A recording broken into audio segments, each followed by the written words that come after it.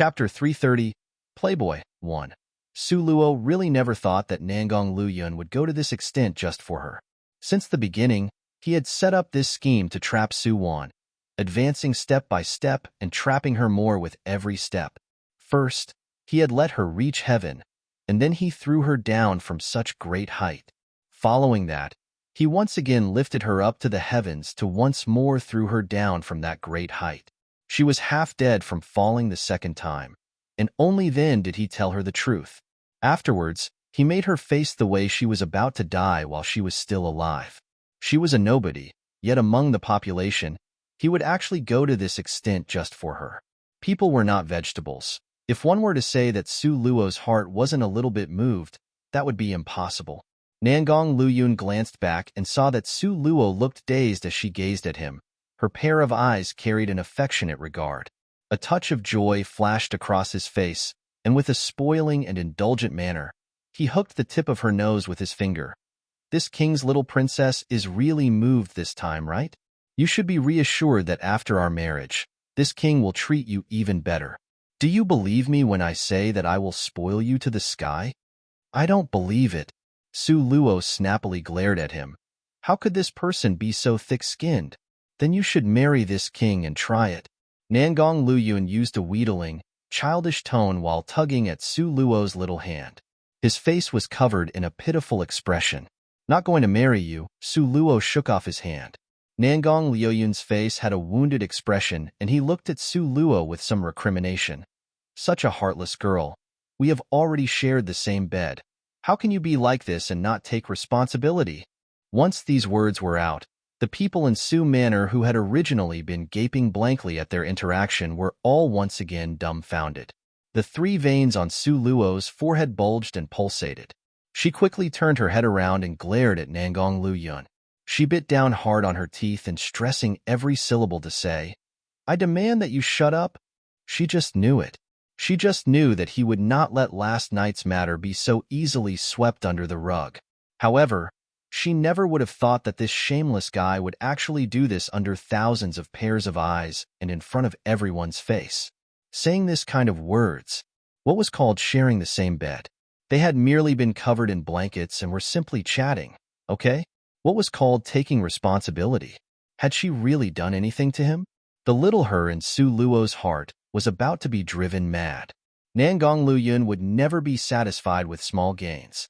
His moist, glossy, liquid-like red lips were alluringly hot. His bright, limpid, peach blossom-like eyes looked at Su Luo with reproach.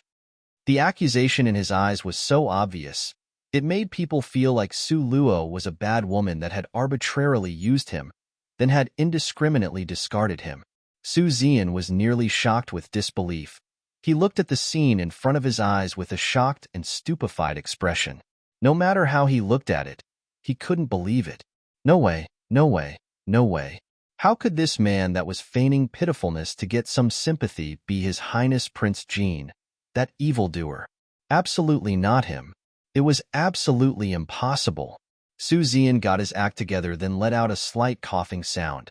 Your Highness Prince Jean, without completing the sentence, he had interrupted the Nangong Luyun who was in the midst of brewing an affectionate mood. His eyes coldly swept towards Su Zian. It was like blocks of ice which had successfully condensed for millennium. Immediately, the last part of the sentence that Su Zian had wanted to say froze in his throat. He was unable to say another word. How extremely complicated was Su Zian's mood in his mind right now? Only he would know. All these years, he had always regarded Su Luo as a good-for-nothing. He never once cared about her one bit. However, in the end, he would never have expected that His Highness Prince Jean, whom he had tried very hard to curry favor with, would actually treat Su Luo favorably. No, not merely treating her favorably, His Highness Prince Jean was spoiling and indulgent towards Su Luo, to the point of having no bounds. He was almost at the point of seeing, hearing, and obeying her to whatever extent she desired. Only, was this real? Or was this merely another scheme of His Highness Prince Jean, wanting to deceive other people and putting on this false facade? Su Zian had no choice but to have this kind of suspicion because of self-doubt. Because just a moment ago, that series of events was sufficient to prove how enigmatic His Highness Prince Jean was, with entirely unpredictable mood swings. Chapter 331, Playboy 2. Since the start, Su Qing had stood quietly aside, watching the melodrama unfold with ups and downs, then the complicated twists and turns of this great play from start to finish. In this play, she was the very first one to be kicked out, becoming an eliminated cannon fodder. She was discarded so cleanly that there wasn't even a speck left as a remainder. Before, no matter if it was at home or at her teacher's place, she was always the star that everyone revolved around. There never was anyone who could steal the spotlight that belonged only to her. Even by the person considered to be courted by His Highness Prince Jean, it would also be out of the question. She could not allow herself to be insulted like this. All the pride she had in her body since birth would absolutely not allow her to bow down her head. Looking at Su Luo, a killing intent flashed through Su Qing's beautiful eyes that were clear, tranquil, and cold. Su Luo, I challenge you. Within the quiet hall, Su Qing's ice-cold voice drifted out, carrying an icy arrogance that would absolutely not tolerate rejection. The first person to react was Su Zian. Just a moment ago, he was still immersed in a beautiful dream that he wove himself. Now, all of a sudden, he heard these words from Su Qing, and immediately, his eyes jumped and he loudly chided, "Qing-er, what nonsense are you talking about? Quickly shut up." Because of His Highness Prince Jin's concern and care for Su Luo, now, her position had shot up immediately. Who dared to move against her the slightest? Did you not want to live anymore? Su Zian was angered beyond reason by Su Qing. Su Qing paid no mind to her father berating her. Her ice-cold gaze merely remained fixed on Su Luo, like a poisonous snake biting down tightly and not letting go. Life and death duel. Su Luo, do you dare to accept this challenge? She had simply gone insane. Su Zian was furious to the point of nearly being hopping mad. He rigidly glared at Su Qing, with one hand slapping towards her. Life and death duel? The two of you are flesh and blood sisters. Why speak of a life and death duel? You want to die? I will help you accomplish this right now. Not even mentioning that Su Luo was now being shielded by His Highness Prince Jean. Just this information alone, if it were to spread out, would immediately turn them into a laughingstock in the entire capital. To what degree had this hatred reached, so they had to use a life and death duel among sisters to end this hatred? This was the reason why Su Zian, without further ado, rejected the demand. Even though the corner of Su Qing's mouth was bleeding from Su Zian's slap, her gaze was still as cold and dark as a poisonous snake, unwaveringly fixed on Su Luo. Stressing every syllable, she said, "Su Luo, do you dare? If you refuse, then you simply are not fit to receive His Highness Prince Jin's affection. You are a coward. You are unworthy." Today, she was repeatedly refused, ridiculed, and humiliated. This was the greatest shame for Su Qing since birth. Now, she must use blood to purge this shame.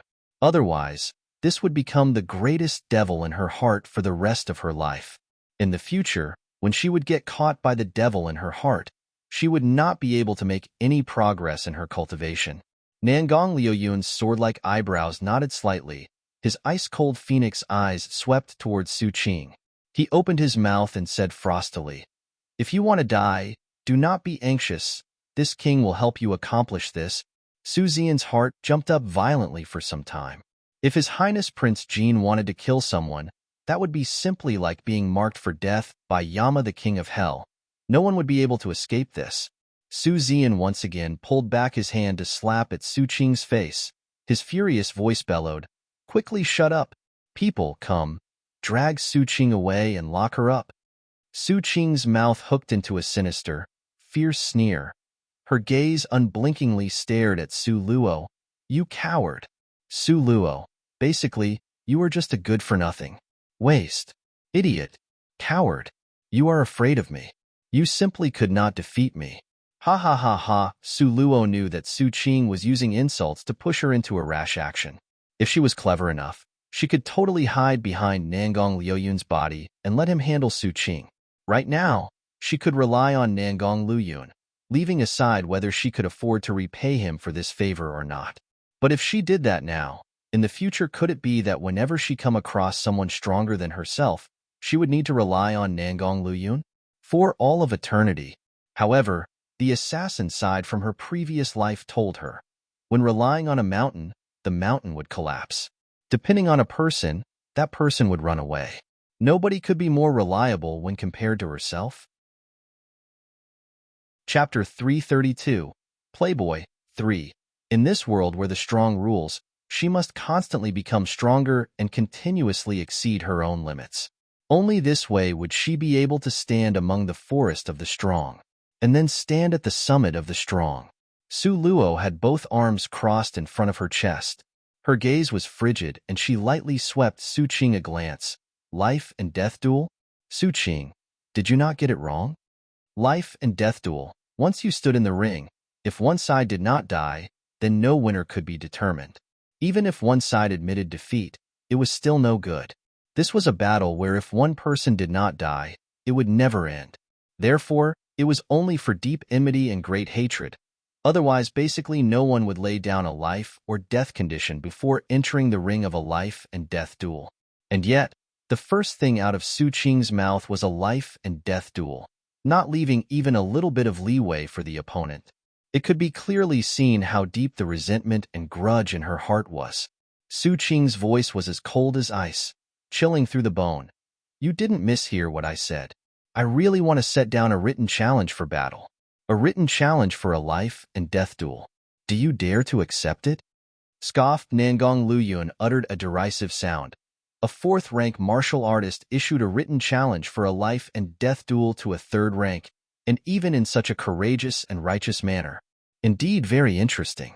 Speaking of which, you felt no shame in suggesting this out loud. However, even this king felt ashamed just listening. Nangong Liuyun's remark, these words, immediately made Su Qing's face turn very red. She resentfully and ashamedly turned her face away. Finally, she let out a cold snort and merely glared at Su Luo. Do you dare to accept? Don't dare to accept, then don't accept.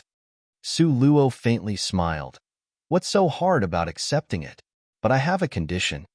What condition? Su Qing never expected that Su Luo really would dare to accept. A touch of astonishment flashed through her eyes, followed closely behind by her urgently asking, afraid they would be interrupted by others. This battle must be set to 3 months later. 3 months, with the assistance of medicinal pills and crystal stones, her cultivation would absolutely go up another level. The present her still have too large of gap from Su Qing. She wanted to give herself a chance. She thought to test to what degree her cultivation could progress under the force of these kind of circumstances. 3 months? Su Qing sneered repeatedly. Good, then just after 3 months. Su Luo, I'm really looking forward to your performance. 3 months? Could it be she still believed that in a period of 3 months, she would be promoted from the 3rd rank to the 4th rank? Really ridiculous. Even if she really finally got promoted to the 4th rank, then again, so what? At that time, she would have already reached the middle or maybe the peak of the 4th rank. In the same manner, she would still effortlessly and easily eliminate her. As for His Highness Prince Jean, that hurdle. His Highness Prince Jean was again not a forever dedicated kind of person. A 3-month period was enough for him get tired of playing with her. At that time, maybe he would still praise her that she did good. Nangong Liuyun's sword-like eyebrows nodded coldly. He took a quick, annoyed glance at Su Luo. However, Su Luo shook her head at him. The arrow was already drawn on the bow, so she had no choice but to shoot it. Su Qing had put forth the life and death duel in front of so many people. If she didn't accept it, from now on, her days would be an unbroken succession of public attempts to kill and assassinate her. Since they were all battles, then why shouldn't she just set a time? Within this period of time, she should strive very hard to cultivate, right? Nangong Luyun coldly snorted in his heart, but very quickly, he smoothed out his eyebrows. Humph. If at that time Luo girl didn't have the odds to beat Su Qing, then he would personally undertake the task and directly kill Su Qing just like that. Why would there be so much wasted words? Having thought up to here, Nangong Luyuan felt relieved soon after. Su Qing and Su Luo's life and death duel actually made Su Zian extremely anxious. On one side was Su Qing, whom he normally doted on and held in high regards from before. On the other side was Su Luo, who rose abruptly because Nangong Luyuan fancied her. This made things exceedingly difficult for him. Returning to her courtyard, Su Luo contemplated if she should have Lu Luo test at the spirit testing temple. After all, Lu Luo was always very loyal. In the future, Su Luo's cultivation would continue to rise. If Lu Luo was to make no headway in her cultivation, then in time, she would not be able to keep up with her footsteps. Chapter 333, Playboy 4. The result from the spirit testing temple made Su Luo very satisfied. Because even though Lu Luo's talent wasn't very good, it was also not too bad. She was actually a green-level talent. Nangong Luyuan was afraid Su Luo would have an accident and assigned Ling Feng to come over and guard her. Su Luo conveniently handed Lu Luo over to Ling Feng and shut herself in her room. She started to single-mindedly practice and cultivate. She remembered that blackish bronze plaque she won from Lu family's old man. At that time, she had immediately tossed it into her space. Coming back was another huge pile of different things that kept her busy until now, when everyone finally dispersed. As a result, she hadn't had an opportunity to carefully study it until now. Su Luo retrieved that blackish bronze plaque from within her space. Placing it in her hand, she turned it around to examine it. The outer appearance of this bronze plaque, besides the few illegible and flamboyant handwritten words, she completely could not tell what was inside it that was so special. Su Luo recalled that piece of jade the venerable divine dragon gave her at that time. She had poured spirit power into it, and afterwards, she was able to see the cultivation methods sealed inside. Could it be that this piece of bronze plaque also used the same method? Sure enough, when Su Luo closed her eyes and poured her spirit power into the blackish bronze plaque, a group of densely packed written words immediately emerged in her mind. With a careful look, it actually was the cultivation method for spirit dance steps. As expected, the first condition to cultivate this was exactly what Nangong Luyuan mentioned previously. Innate spirit power must reach the purple level, otherwise the vigor of the mind basically was not strong enough to master the spirit dance steps. Within the notes, Su Luo actually saw such a sentence. If a space master was to cultivate this, there was a multiplier effect. Finally, they might also cultivate the spirit dance steps to the realm of teleportation. The realm of teleportation? Su Luo was immediately stunned.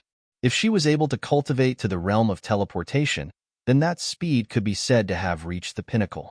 When the time came, who could possibly catch her? Thinking up until now, the corner of Su Luo's mouth hooked into a nefarious smile. Spirit power at the purple level, she had. The nearly extinct space mage on this continent, she was. This spirit dance steps was practically created just for her. There wasn't another cultivation method that was more suited for her to practice. The most coincidental matter was that the Lu family's elder ancestor had actually voluntarily come to her door and personally delivered it into her hands. Recalling how Elder Lu looked after Nangong Luyuan successfully oppressed him, the smiling expression on Su Luo's face became even more obvious. But very quickly, she collected herself and regained her resolute expression. 3 months' time. Could she really cultivate to the 4th rank and fight to see who was stronger? According to the information she obtained, first thing in the morning, Su Qing had already gone back to her teacher's sect. In this 3-month period, don't know to what state Su Qing's cultivation would be promoted to. Su Luo very quickly tossed Su Qing to the back of her mind and started her own cultivation practice. The first layer of the spirit dance steps, speeding up, she must expand the range of the handprint of the great dimensional imprint, increasing its power by 10-fold. The small fireball technique must be cultivated to the large fireball technique. As for the wood system, Su Luo felt that this was of little value and was weak. Granted, even if she was to cultivate it to a high level, the wood system relied on plants in battle, and its fighting strength would not be too great. Therefore, she didn't plan to cultivate it as an auxiliary force for the fight. After all, right now, her main fighting force and technique was the great dimensional imprint. Her auxiliary fighting force was her fire element system. She also had speed from spirit dance steps. As long as she combined it well, then its formidable power would be very astonishing. To torture and kill a fourth-rank martial artist was also not impossible. Su Luo sat in the lotus position on her bed. Then she took out some spirit liquid medicine that she had successfully refined from orange-colored crystal stones. She poured a few drops into her mouth, placed both hands on her knees, and tightly closing her eyes. She allowed her body to slowly absorb the pure essence from that potent medicine. And under the permeation of the orange-colored spirit liquid into her body, Su Luo's dantian started to expand and strengthen bit by bit. In the following month, Su Luo became a recluse. She rarely walked out of her room. All the time she had was employed on her cultivation practice.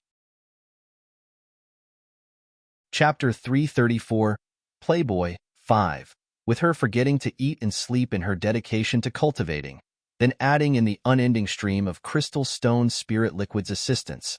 Even though she hadn't advanced to the fourth rank, the result she obtained was still very astonishing.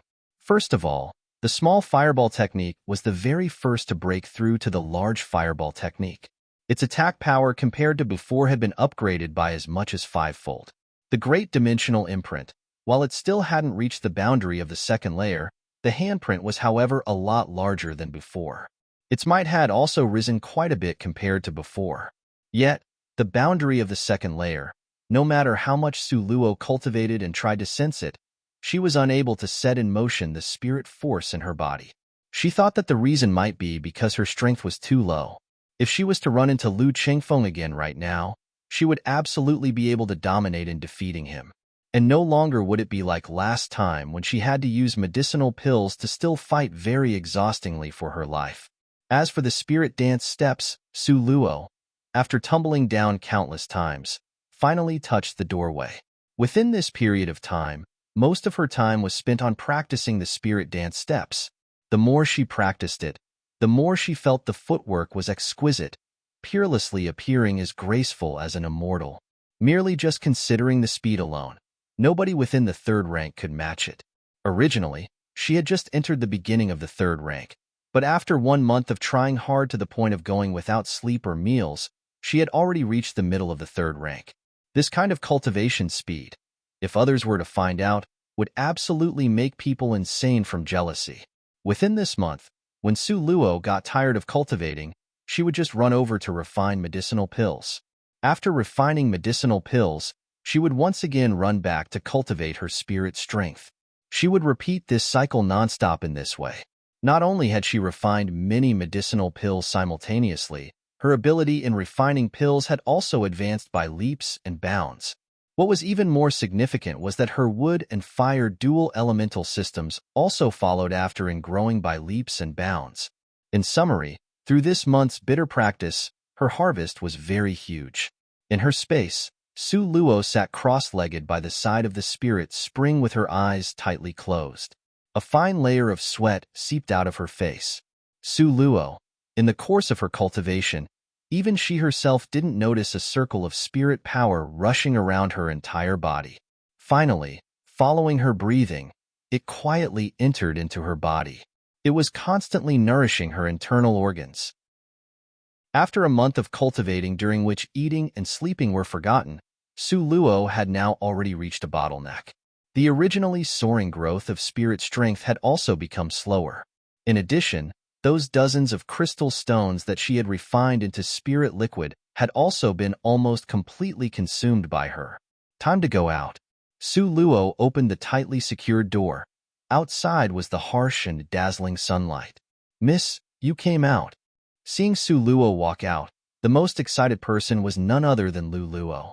Su Luo faintly smiled and nodded her head. "How did your cultivation practice go? Is there any progress?" Before, she had let Lu Luo drink a cup of celestial spirit water to help her get rid of the impurities within her body. Soon after, she also tossed her a few bottles of crystal stone spirit liquid, on top of getting the services of an expert like Ling Feng free of charge. If Lu Luo still hadn't made a little progress, then she would really give up. Lu Luo's entire face was covered with a huge smile. Her pair of eyes were bent into a crescent moon shape. She excitedly nodded her head repeatedly. "Yes, yes, yes." This servant is now already a first-rank martial artist. I feel exceedingly good. Oh, truly, even in my dreams. This servant never expected that one day she would also become a martial artist. On this continent, it was clearly stipulated that a martial artist's position in society, compared to that of an ordinary normal person, was at a higher, more noble level. In addition, after becoming a martial artist, you also have the basic strength for self-protection. No wonder Lu Luo would be this excited. Ling Feng's stiff face that appeared to have nerve paralysis noiselessly appeared in front of Su Luo. He expressionlessly cast a glance at Su Luo. In an ice-cold tone, he said, "His Highness has arrived." Sure enough, in the wake of his words, very quickly, Nangong Liuyun's figure appeared in front of Su Luo. Chapter 335, Playboy 6. Under the Chinese snowball viburnum tree, the petals of the cherry blossoms, which were as white as snow, fluttered down, sprinkling the ground. Nangong Luyun was dressed in a black brocade robe. The tassels on his jade belt wantonly danced gently in the wind.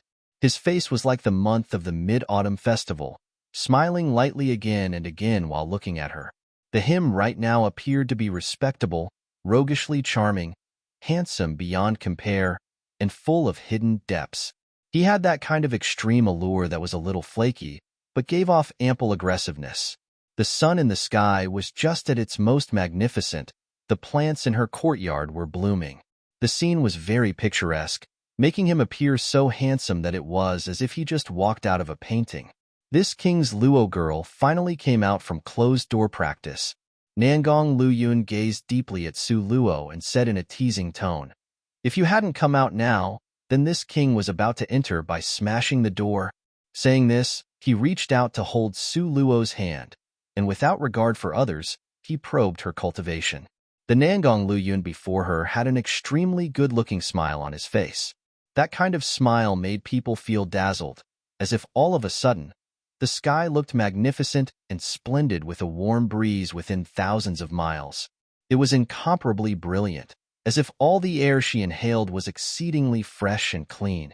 She was merely in seclusion for a month. Why was it that it felt like it was a lifetime ago? It seemed as if it had been a very, very long time, and was as if she had missed him just a little bit. Su Luo became aware that she was looking at Nangong Luyun as if her mind had gone blank. She couldn't help but to inwardly curse at herself.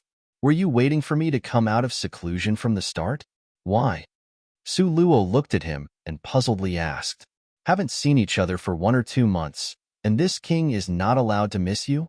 Nangong Luyun hugged her full and slender waistline, as if the action was expected and was a matter of fact, of course. The corner of his mouth had a smile. Not coming earlier is not as good as coming on time. Luo girl is really the #1 blessed person under the heavens. The word timely is the one you are rushing to catch.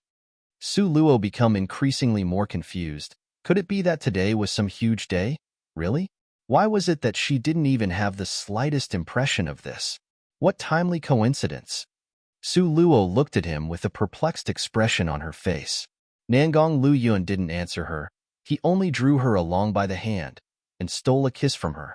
Seeing Su Luo's expression becoming annoyed, the corner of Nangong Luyun's eyes and the tip of his brows had a smiling expression, like a child that had successfully stolen some sweets.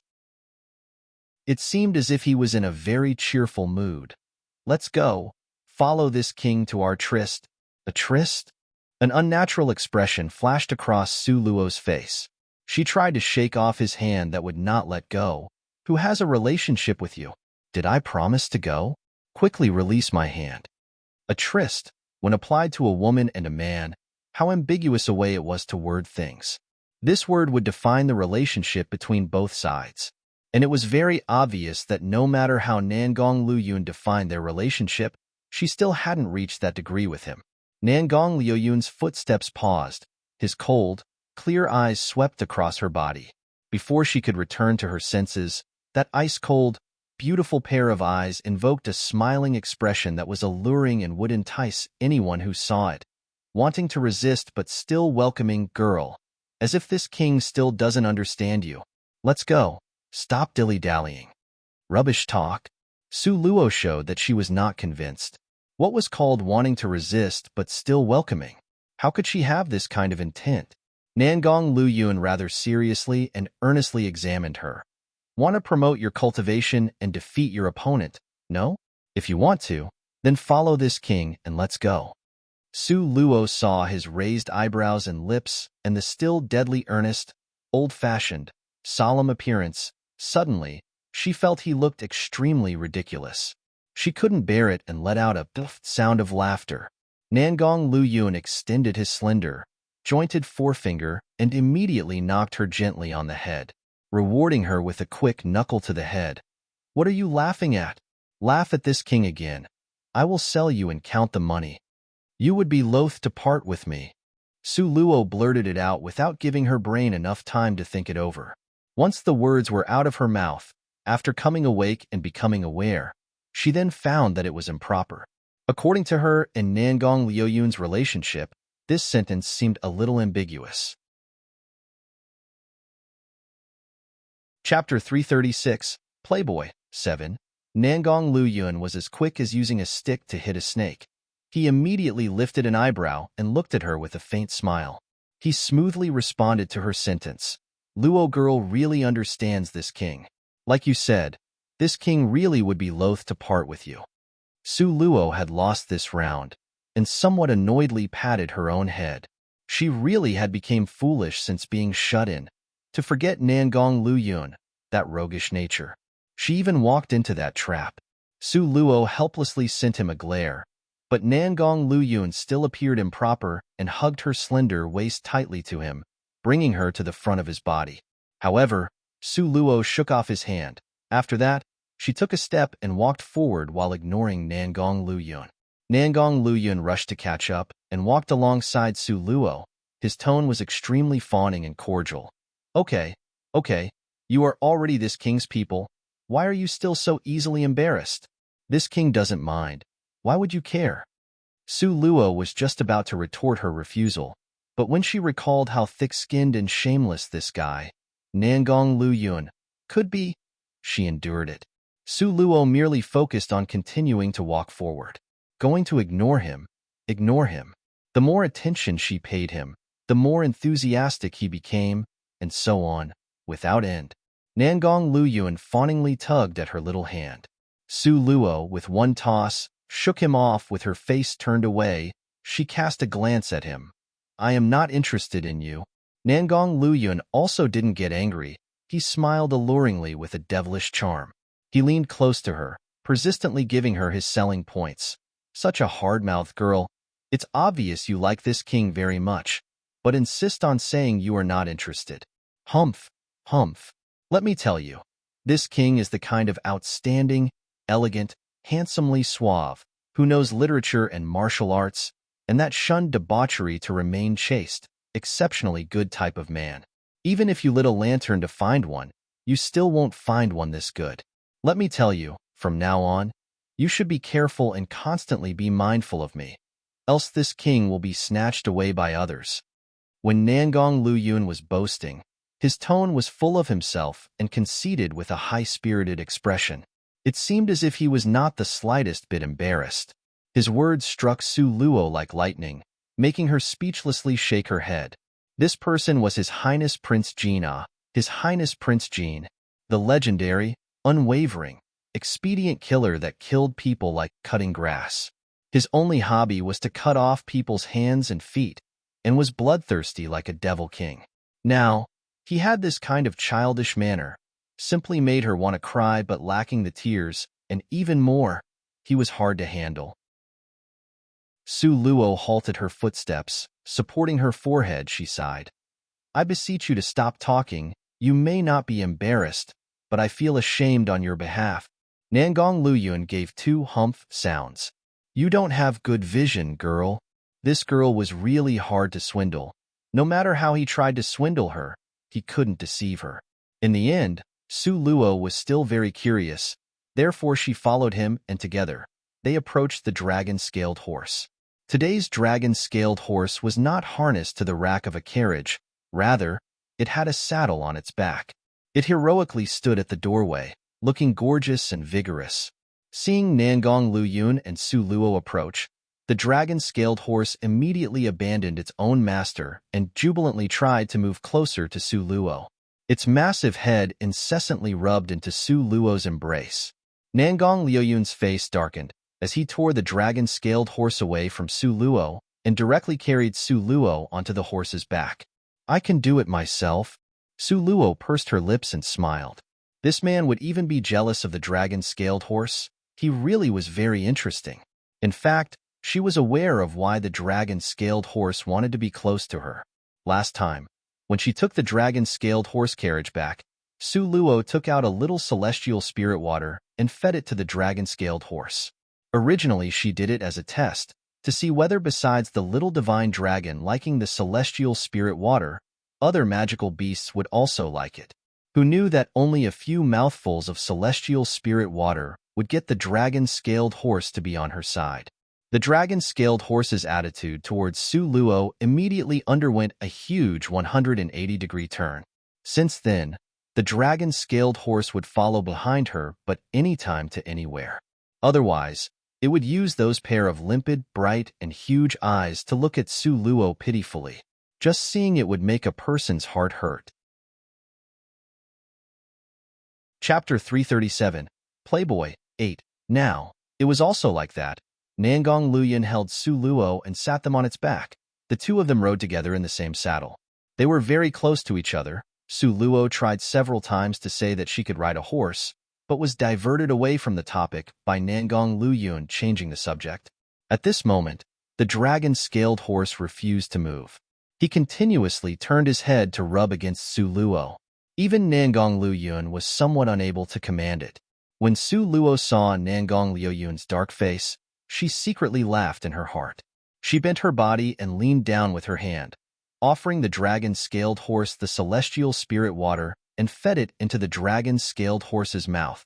After the dragon-scaled horse drank, its eyes narrowed in an appearance of enjoying something. "Now, can we go?" Su Luo smilingly stroked its head. This gluttonous child was really the same as the little divine dragon. The dragon-scaled horse docilely licked her hand. Then it let out a neighing sound, and both of its pair of hooves leaped and darted away. Its speed was simply at the peak like a whirlwind, as if it was intentionally currying favor by showing obeisance in front of Su Luo. The corner of Nangong Luyun's mouth moved slightly. He was somewhat speechless. He stroked Su Luo's head and let out a sigh. "Look at you, girl. In order to get close to this king, you even built a good relationship with my dragon-scaled horse beforehand.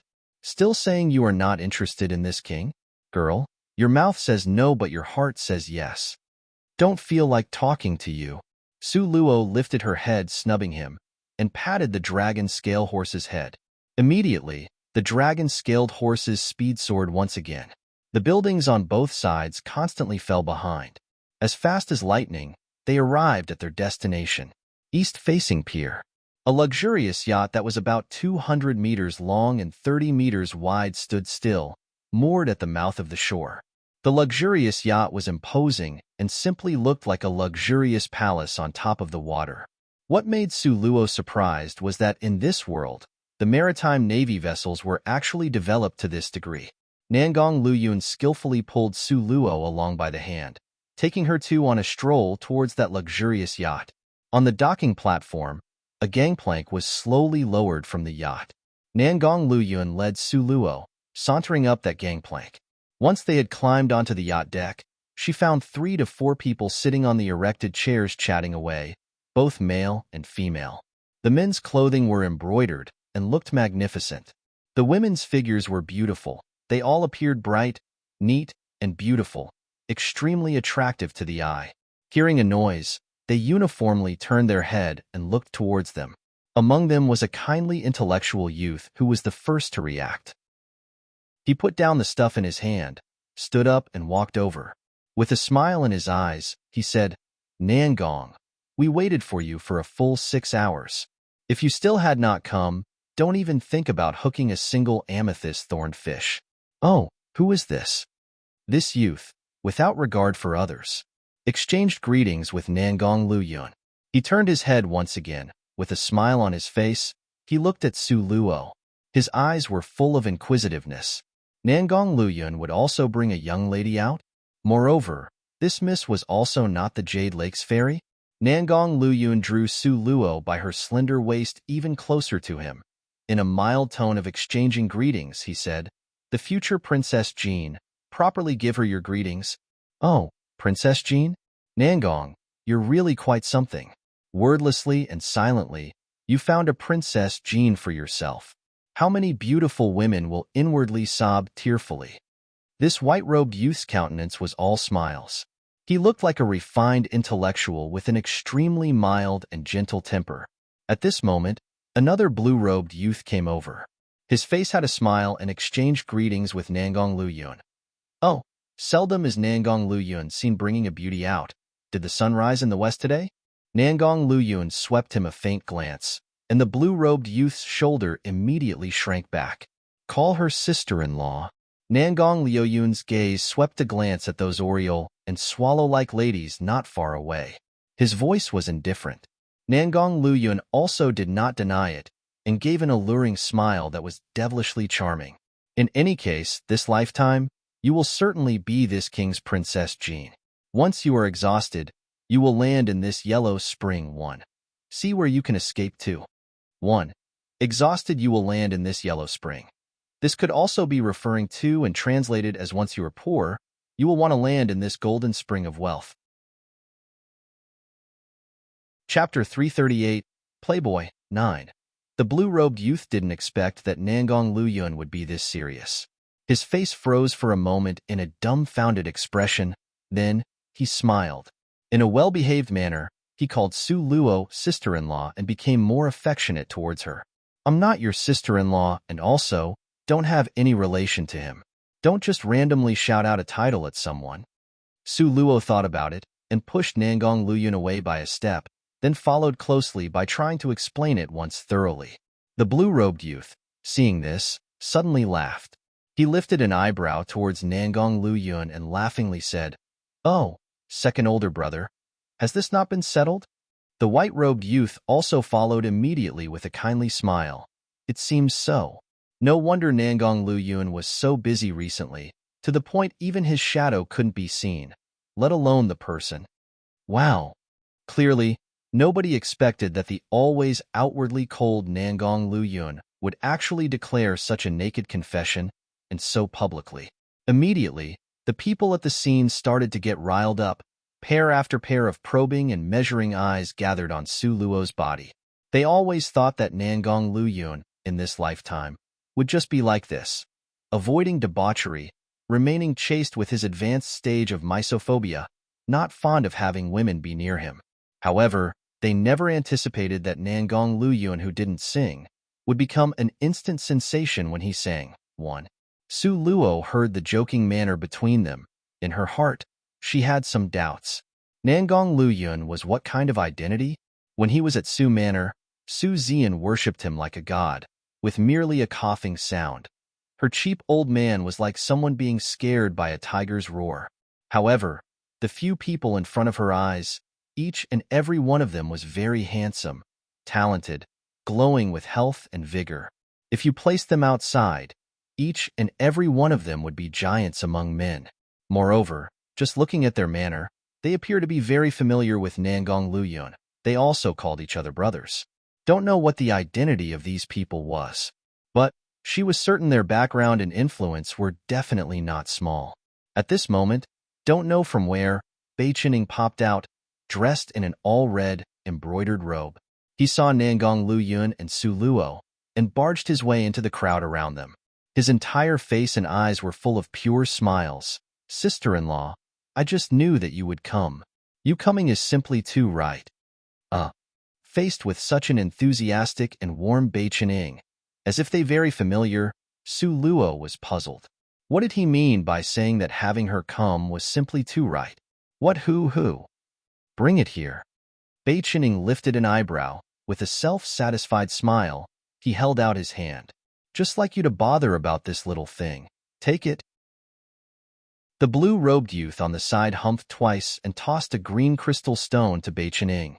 So as it turned out, Bai Qining and the blue-robed youth had made a bet about whether Nangong Luyun would bring Su Luo out. In the end, naturally, it was Bai Qining who won. Bai Qining tried to win favor using someone else's property, and catching that green-colored crystal stone, he gave it to Su Luo. Sister-in-law, a very small gift on our first meeting. Please kindly accept it. The people here, except for Nangong Luyun, Su Luo had only ever seen the red-robed Bai Qining before. Still recalling the last time when he arrived at Su Manor, he was strutting around with such a blustering appearance. He scared those people in Su Manor until they wouldn't dare to even breathe out. She remembered that Bai Qining came from the unfathomable, enigmatic Bai Qining family. Not going to accept a reward that's undeserved. Since it was won by you, then you should take it. Su Luo smiled while waving her hand. Perhaps as far as others were concerned, a green-colored crystal stone was very precious. Yet, because she had the little divine dragon, and had also accepted old Chun, who back in the old days had the title of King of Crystal Stones as a subordinate, therefore, regarding crystal stones, Su Luo had never lacked for them. However, the others watching did not know this. Seeing Su Luo refuse the green-colored crystal stone without even batting an eye, the expression in their eyes showed that their evaluation of her had become higher. Bai Qining smiling happily while stuffing the green-colored crystal stone into Su Luo's hand. Sister-in-law, just take it. This crystal was won by me through a bet. Just accept it as an apology for the matter from last time. Saying this, Bai Qining snuck a glance at Nangong Luyun. That appearance was like a mouse having seen a cat. Su Luo naturally knew what matter he was referring to. One who didn't sing would become an instant sensation when he sang. Is an idiom saying this person never did anything like this before, and when he suddenly did it, he did in such a way that it shocked people. Chapter 339, Playboy, 10, before. Because of his ambiguous words, that seemed right but were wrong, it caused everyone in Su Manor to misunderstand. It was to the extent that everyone thought His Highness Prince Jin had feelings for Su Qing. This thus led to a series of misunderstandings, until finally, Su Qing flew into a rage from the humiliation and challenged her to a life-and-death duel. Su Luo smiled faintly. It was she, herself, who was too narrow-minded. It had nothing to do with you. You must not take the blame and place it on your own body. Bai Qining stealthily peeked a glance at Nangong Luyun. Seeing his stiff expression, he immediately curled up, shivering. All of a sudden, he took out everything he carried on his body and gifted it to Su Luo. No need, sister-in-law, you needn't be so polite. If you continue to be this polite, then it would be someone's turn to be impolite to me. After stuffing it all into Su Luo's hand, he immediately turned around and slipped away. He ran away faster than a rabbit. That blue brocade-robed youth had a slight examining look as he glanced at Su Luo. His eyes carried a smile and said to Nangong Luyun, last time, Bai Qingying's father dragged him by the ears home to make him do penal servitude. Could it be that that was your masterpiece? Nangong Luyun swept him a cold glance and declined to comment. He is too noisy. The brocade-robed youth was speechless and spread out his hands. Sure enough, this man was extremely petty and narrow-minded.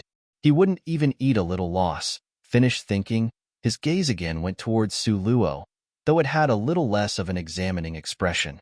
Now, it had a somewhat more amiable expression. In the time it took to speak, the luxurious yacht left the shoreline, setting out and advancing towards the vast ocean. Nangong Luyun and that blue-robed youth walked to the side. The two of them seemed to have something to talk about. Su Luo very tactfully walked over to the side with a row of seats that was not far away, and randomly picked an empty chair to sit in. Her gaze roamed to a faraway distance, surveying the scenery in the distance. Now, it was already close to nightfall. Numerous red clouds stretched out as far as the eye could see. Like an unrolled, scarlet, silk fabric, the scene was as dazzling as fireworks. Su Luo was just sitting, very quickly. A person seized the opportunity and sat down by her side. Su Luo turned her head back to look, and saw that the person who came was Bai Qining, someone she was familiar with. Su Luo had a very good impression of this lively, unaffected, red-robed youth that at the pivotal moment had supported her. Why aren't you going over to play together with everyone? This dreaded president of the mercenary union that had frightened everyone was now smiling until two of his little canine teeth showed, looking like the sunny boy next door. However, Su Luo knew that if this person was to be vengeful, he was also a master killer who cut down people decisively. Su Luo smiled faintly, not familiar and also not accustomed to it. Bei Qining held his arms while looking at Su Luo. Having heard what she said, he suddenly smiled and leaned close to her side. Sister-in-law need not be accustomed to it. Letting them get used to you will be just fine. These words were said full of self-confidence, like making a solemn vow. Clearly, it was because of honoring Nangong Luyun. Calling Su Luo with some inquisitiveness, he continued to ask, able to become Nangong Luyun's sworn brother. They are also not some simple characters, right? Oh, on your way here, did Nangong Luyun not mention it? A touch of astonishment flashed through Bei Qinying's eyes. It seemed to him, since Nangong Luyun cared so much about Su family's fourth girl, then surely they will tell each other everything, right? Su Luo recalled that on the way here, Nangong Luyun had sat behind her, constantly trying to provoke and tease her. A touch of scarlet flashed across her face. She made a sound of clearing her throat and sternly said, "Maybe it was because he forgot? Having you tell me is also the same." Bei Qining also felt that it was necessary to fill in the information for Su Luo once thoroughly. Has sister-in-law heard of one city, 2 palace halls, 3 palaces for sacred places? 1 city, 2 palace halls, 3 palaces for sacred places? Su Luo's eyes flashed and somewhat astonishingly glanced at Bei Qining. Soon after, a trace of understanding flashed across Su Luo's beautiful eyes. No wonder these youths could become sworn brothers with Nangong Luyun. So as it turned out, every one of their background was not very small. 1 city, 2 palace halls, 3 palaces, 4 sacred places. It was this continent's most formidable 10 huge powers. Among them, Purgatory City was the number 1 power. Bei Qining was entirely unaware of Su Luo's inner ridicule of him. He excitedly continued to boast nonstop. Temperament is like this. If you want sunshine, then there is sunshine. If you want gentleness, then there is gentleness, stormy or light breeze. What you want to do, we'll do it. Sister-in-law, you agree this is correct, right? He really didn't understand. What made Su Luo most puzzled was why this child was boasting like this in front of her. Managed to seem as if he was selling himself. However, Bei Qining very quickly helped her clear up the confusion. Since sister-in-law also thinks I'm a good person, then you should speak a few sentences of good words on my behalf in front of Nangong Luyun, okay? Please, the high and mighty venerable president of the mercenary union, don't use this kind of limpid, bright eyes that looked so pitifully to be sure, okay? Su Luo held her forehead and dumbfoundedly said, "Don't call me sister-in-law. I really don't have any relationship with Nangong Luyun.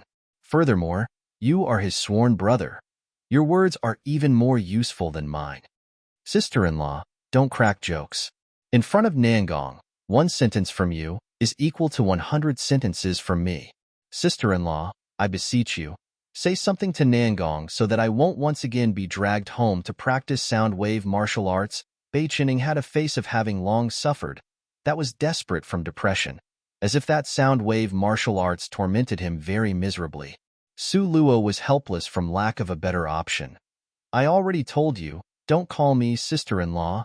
Bei Qining calling her like this made it seem as if her status has successfully changed to Princess Jean, Nangong Luyun's wife. "Then sister-in-law, can you please just help me?" Bei Qining had a wailing at a funeral expression on his little face.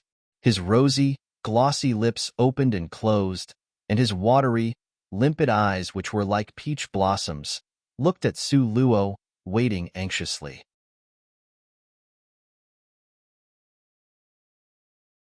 Chapter 341. Playboy, 12. Perhaps you are mistaken about something? My relationship with Nangong Luyun is absolutely not what you guys are imagining. Don't confuse one thing with another. Su Luo simply could not explain it clearly enough for him to understand. She had a feeling she was only making it worse. Bei Qining had a considering expression as he stared at Su Luo. "He still hasn't caught you from the chase yet?" Hey, sister-in-law, Nangong Luyun is a good person. Why is it that you won't accept him? Su Luo suddenly was at a loss for words. This child's words were really blunt that it was cute, making it hard for her to resist. Bei Qining warmly looked at Su Luo. Really, Nangong Luyun is a good person. A guy like him completely does not lack for women. But for so many years, he had always avoided debauchery and remained chaste. He never let any other women even get near him. Sister-in-law, this is simply too rare and hard to come by. You tell me, am I right or not? To remain chaste, these kind of words being used on Nangong Liuyun's body, Su Luo felt it was somewhat embarrassing and frustrating. Only, saying that Nangong Luyun remained chaste, these words seemed somewhat inappropriate. Su Luo said it very bluntly. Don't tell me, a woman never appeared by his side. Then, what was the Jade Lake's fairy considered as? Bei Qining seriously looked at her, sincerely and earnestly teaching her. A guy like him, if a woman was given an opportunity, then she wouldn't be able to escape. Up to now, he only gave one person this opportunity, and that's all. You think about it, isn't it like this? Bei Qinying's words made the soft area closest to her heart tremble slightly. Bei Qinying's tone when speaking was unusually serious and gentle. For a split second, it made her feel as if he was really telling the truth. However, in Su Luo's mind, unavoidably, that exceedingly refined and beyond beautiful face that was above the common populace appeared. All of a sudden, she smiled, though her smile seemed forced. Since you guys are childhood friends who grew up together, you couldn't possibly not know the Jade Lake's fairy, right? This person chased after her to kill her several times. She would absolutely not let her get away with it. At that time, she and the Jade Lake's fairy would not be able to exist together. When the time comes, whose side would Nangong Luyun, who spoiled and indulged the Jade Lake's fairy, stand on? It was truly hard to say. A vexed expression flashed through Bei Qinying's eyes. He silently breathed out a sigh. His expression was heavy and yet earnest. He. If Nangong Luyun had given her an opportunity, then how could the position of Princess Jean be empty? To tell you the truth, the Jade Lake Palace, all along, had intended them to be connected through marriage. Eastern Ling's emperor also had the same notion.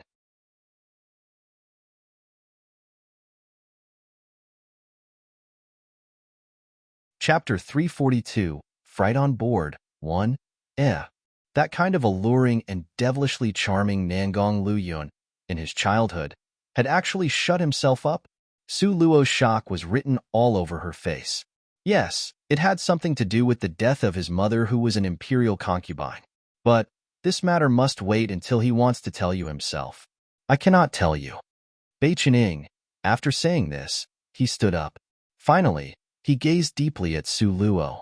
His tone had a thread of meaning to entrust a task to her. Su Luo, that Nangong could open wide his inner heart to someone, it is not easy for him. You should stop hurting him again. Okay? Su Luo watched Bei Qinying's back as he left, and bowed her head to ponder everything deeply.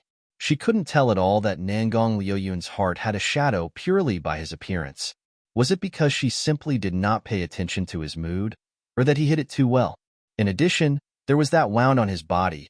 It should also be related to his childhood, right? He would rather die of an illness than seek medical help. Did it also have something to do with this matter? Su Luo's brain was full of questions. However, Bei Qining unfortunately explicitly informed her that he could not say it.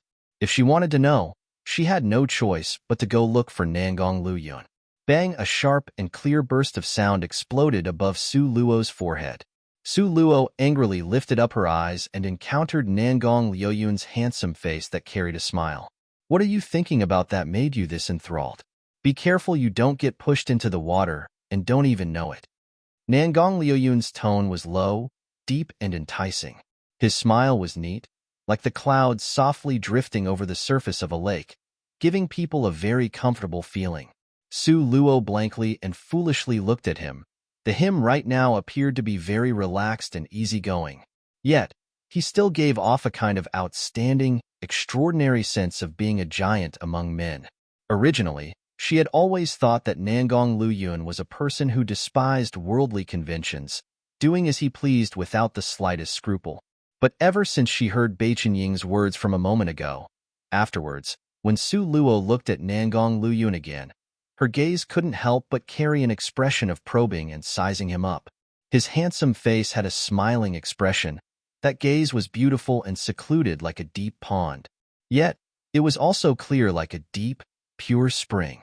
Normally, he would always be cold and didn't smile often. His smile could be separated very clearly. It was almost entirely different. Under a violent rage, it was a coldly fierce, demonic smile, and when he was teasing her, it was a devilishly charming, shallow smile. Apart from these kinds, she hadn't seen him smile once. The him right now had both hands held behind his back, the corner of his robe flipping over, like the only stand-alone, elegant son of nobility. His eyes carried a smile which was filled with clear water as they watched her. The smile at the corner of his lips got even bigger. Unexpectedly, it even had a hint of warmth like springtime. His facial features were exquisite beyond compare, simply world-shaking. This smile gave Su Luo a sense of a kind of illusionary beauty that could cause the downfall of a city. As if, once she falls in, she would be so intoxicated that she would be unwilling to wake up again. This kind of him was really like what Bai Qinying had said?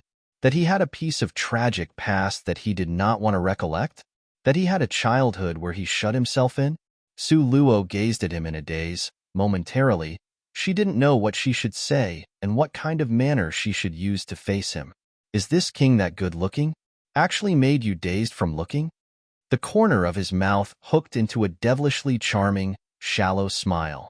Sure enough, it was this kind of despising worldly conventions Nangong Luyun that she was most familiar with. Su Luo slowly exhaled a deep mouthful of air. Originally, she wanted to glare at him, but recalling Bai Qinying's words, she felt as if she really didn't treat him well, and changed her tone of voice. Are you a peacock? All day long. You are this narcissistic and also unashamed of it. This is not narcissism. Rather, it is self-confidence, understand? Nangong Luyun tapped her head. It is just narcissism. There is no one else more narcissistic when compared to you. Su Luo let out 2 snorting sounds. Nangong Luyun also did not get angry. It seemed as if his mood was very good. He pulled on her hand and took her along to walk towards the crowd of people. Seeing the endless ocean outside, Nangong Luyun lazily asked a sentence. Do you know how to swim? Su Luo nodded her head. Barely know a little. Chapter 343, Fright on Board 2, didn't know from where Bai Qinying popped out again, and he winked at Su Luo. You shouldn't be afraid, Nangong Luyun is very amazing. Even if the Dragon King one, from the myths invited you to the Crystal Palace as a guest, Nangong Luyun will also fish you right back up. Su Luo inquisitively looked at Nangong Luyun. A person's energy would eventually reach a limit. Why was it that he knew everything? How was he proficient at everything? Nangong Luyun smugly lifted an eyebrow and gave 2 light coughing sounds. He repressed the self-satisfaction at the corner of his lips. Don't waste your words with him. Let's go. I'll bring you over to play a little. Seeing his smug expression, suddenly, what Bai Qinying said appeared in Su Luo's mind. Bai Qinying said, since meeting you, his entire person has changed, become someone more alive. Was this kind of Nangong Luyun what you would call being more alive? Then, when he was a child, the sight of a little boy carved from jade-like gems, with a taut little face, sealing himself off in a world of darkness, appeared in Su Luo's mind. Su Luo's heart suddenly started to ache, and her expression froze. What's wrong?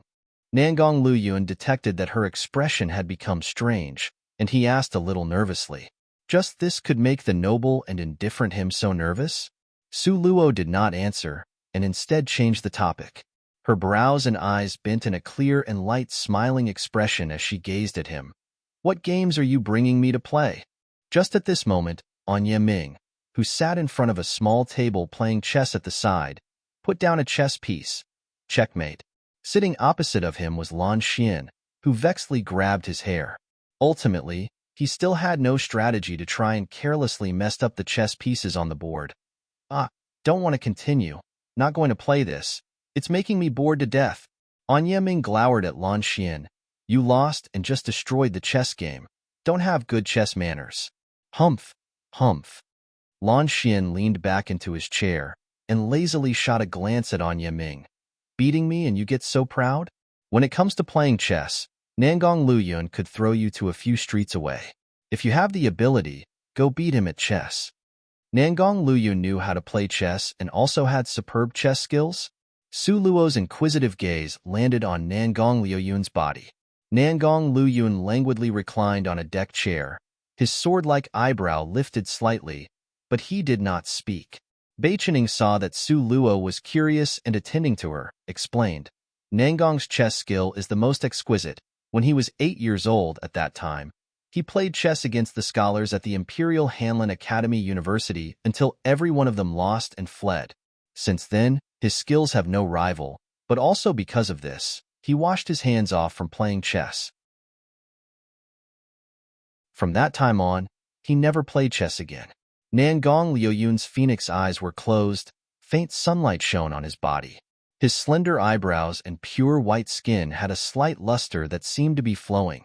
The sumptuousness of his whole body, even though his eyes were closed, still made a person unable to move their gaze away.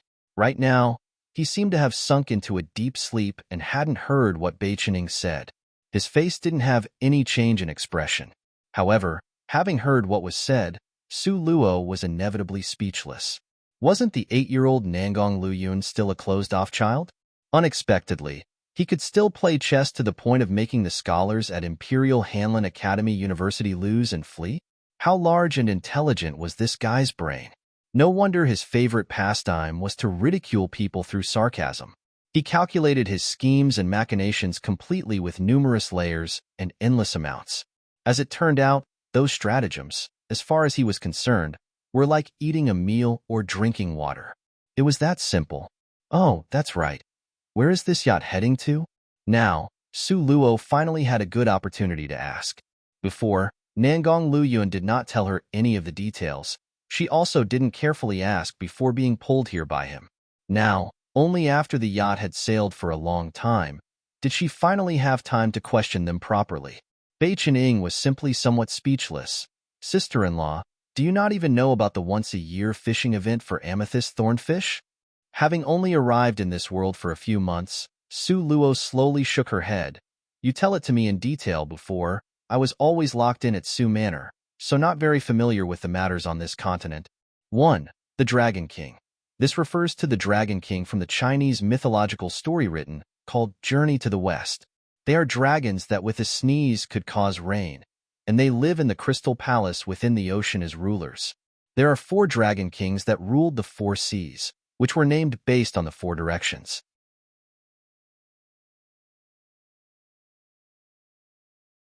Chapter 344, Fright on Board. 3. Beichening expressed that he clearly understood her words, and very kind-heartedly thoroughly explained it once for her. The body of an amethyst-thorned fish contains rich spirit power. The spirit power from one amethyst-thorned fish has the same amount of spirit power as one piece of green-colored crystal stone. As a result, everyone on the continent wants to catch an amethyst-thorned fish. Beichening paused for a moment, then continued to explain. However, the amethyst-thorned fish is very clever and rarely can be seen normally. Only on the night of July 15th would they gather around the periphery of the amethyst-thorned island on the East Sea. Thus, if you want to capture an amethyst-thorned fish, this opportunity only comes once a year. No wonder initially, when she and Nangong Luyun had arrived, On Yeming had said that sentence in complaint. So as it turned out, today's mission was to capture some amethyst-thorned fishes. Why would it only happen on the day of July 15th? Su Luo clearly did not understand. Was July 15th a very special day? Nobody knows the answer to this mystery. If people know, then very likely no one needs to wait for this day every year. Beichening told it as it is. Will there be a lot of people going?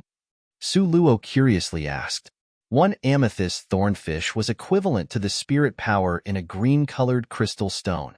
A green-colored crystal stone on the continent was quite rare. The market price was 5,000 gold coins. Then, this once-a-year gathering to catch fish ought to be very lively and bustling with excitement, right? No, the number of people would unlikely be many. Beichening explained. It's because not just everyone can travel across the areas of water filled with waterspouts to reach the Amethyst Thorned Island. There are only a few luxurious yachts in the entire Eastern Ling Empire that can cross the waterspouts. Waterspouts? Su Luo was just about to ask, but saw Nangong Luyun suddenly open his phoenix eyes. A cold ray of light flashed through his eyes. Suddenly, he reached out his hand, and with one swoop, he immediately scooped Su Luo into his embrace. Su Luo hadn't finished speaking when she felt a severe jolt come from the hull of the ship. Su Luo was unable to stand stably. All of a sudden, she bumped into Nangong Liuyun's extremely strong chest. Her nose was extremely sore from knocking into him. That blood almost flowed from her nose. Su Luo was still considered to be one of the lucky ones. On the side, those Oriole and Swallow-like women who were brought on board by Bei Chening. They were originally sitting on the chairs chatting. Now, they were sent flying into mid-air by the violent hit on the boat. When the yacht dropped with the force, they were all mercilessly thrown onto the deck. This fall nearly shattered all the bones in their bodies into pieces.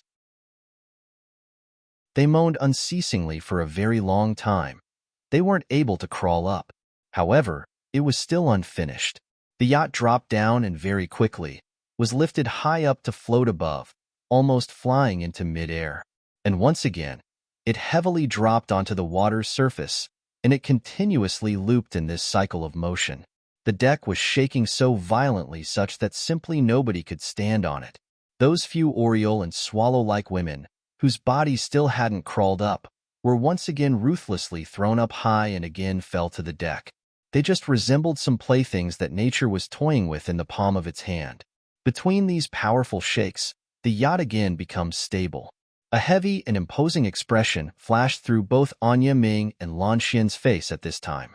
Both of them, with very quick steps, walked towards the front of the deck. Bei Chening also followed after them. He walked a few steps and again turned sideways to look at Nangong Luyun. Is second older brother not coming? Nangong Luyun calmly and composedly played with Su Luo's hair, and leisurely said, "The two of them are more than sufficient." Bei Chening forced a smile and rubbed his nose. He made a wry face towards Su Luo and happily took off towards the two people with a bounce. It seemed to Su Luo, this president of the mercenary union was practically the big boy next door that never grew up. Seeing that Bei Chening had left, Su Luo turned her head around to ask curiously, "Is this here the areas of water with waterspouts?" Nangong Luyun was calm and unruffled in the midst of chaos as he tidied up her slightly disarrayed hair for her. There was a touch of a tenderness on his face as he shallowly smiled and said, "This is merely the beginning and nothing more. Are you afraid?"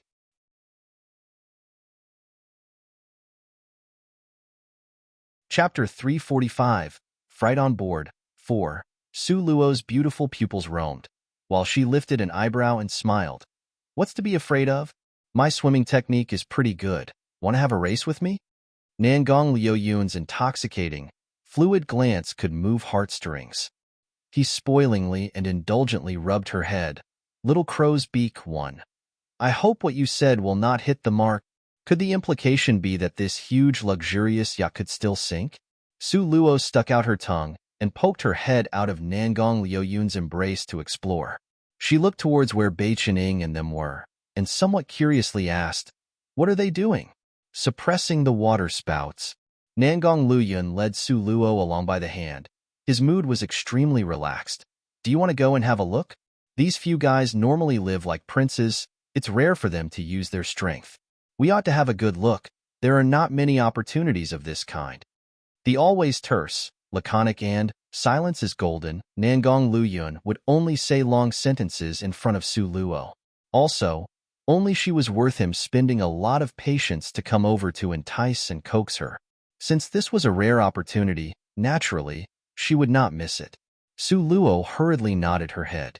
She cast Nangong Liuyun's hand aside and ran towards the place where Bei Chening and them were located. That place was at the bow of the ship. It could let her clearly see the situation on the sea surface up ahead.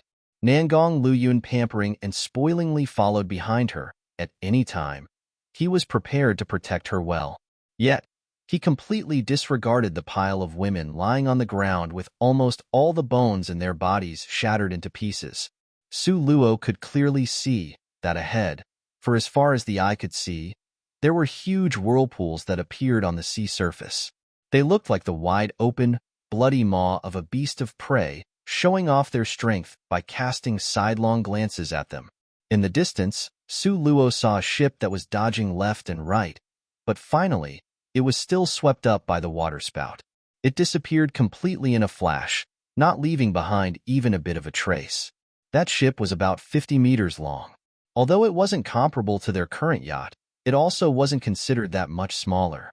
However, with just the effort of the blink of an eye, it was engulfed completely. This made Su Luo unable to help but to start to be more serious and prudent. Afraid? Nangong Luyun calmly stood by her side. He reached out his hand to encircle her waist and fastened her to his chest. Threads of silken hair which were black as ink and were like ribbons poured down in torrents. A light breeze brushed past, bringing a burst of a good scent that was the sweet scent of jasper flowers. He looked at her deeply and enticingly, unblinkingly watching her. It appeared as if he was looking at the most precious treasure. Su Luo looked at him, then turned her head again to look at the waterspouts that reached the sky. The rolled-up waves on the sea surface were like hundreds of flowers, forcing the huge yacht to lean east, then almost fall to the west. The huge waves that hit the hull caused an earth-shattering water screen, sending out bursts of booms and rumbling sounds. They were surrounded by perils which almost couldn't be avoided or fled from. Those black waterspouts seemed to be terrifyingly sinister and murderous-looking. In front of nature's anger, at the time where the large waves covered the sky, mankind just seemed so insignificant. Su Luo looked ahead and indifferently said, "Not that frightening, because with him here, he wouldn't let her have an accident." Just at this moment, the originally steady hull of the yacht, all of a sudden, shuddered violently. Huge waves, one after another, again rushed over to attack. Those huge waves that covered the sky swirled the yacht up high and once again threw it down heavily. With Nangong Luyun acting as her shield, Su Luo nestled into his side. Her body actually didn't even move a little bit. While those few women brought by Bei Chen and them had long ago taken the rope the sailors tossed to them. One end of the rope was tied to the hull of the yacht, while the other was tied around their waist. Thus, even though it would be extremely painful to be thrown up high and fell down, but at least they wouldn't be thrown off the ship.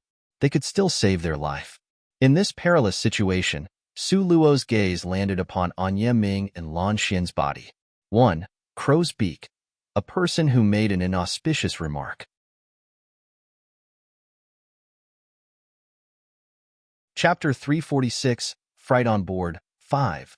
Only at this moment did she find out that Anya Ming had the water attribute and Lan Xian had the wind attribute. Anya Ming's eyes narrowed slightly as he condensed all the spirit strength in his body. The resulting radiance seemed to contain an inexhaustible force, directly containing the waterspouts ahead of them. This caused the sea surface to become tranquil, and Lan Xian followed with controlling the wind speed in their surroundings. He concentrated all the wind speed to the rear of the yacht, making the yacht advance forward with great speed. Since this was area of water filled with waterspouts, then there wouldn't be merely one waterspout. Rather, it was continuous and with no end. It was rows on top of rows, practically unable to see the end. With regards to Anya Ming's strength, he was unable to control all of the waterspouts, but he could control the ones within the range of 100 meters in front of them on the sea surface. Therefore, the scene right now was established by Anya Ming concentrating his spirit powers to open up a straight line of tranquil areas of water that was 100 meters long and 50 meters wide. Lan Xian, meanwhile, hastened the wind speed to blow the yacht to move at its best and fastest speed. In this situation where the huge waves overflowed to the sky, wanting to create a region of tranquil areas of water, what degree of difficulty must it be? In less than a quarter of an hour, Anya Ming's face was coated in a thin layer of perspiration and his complexion had also become paler.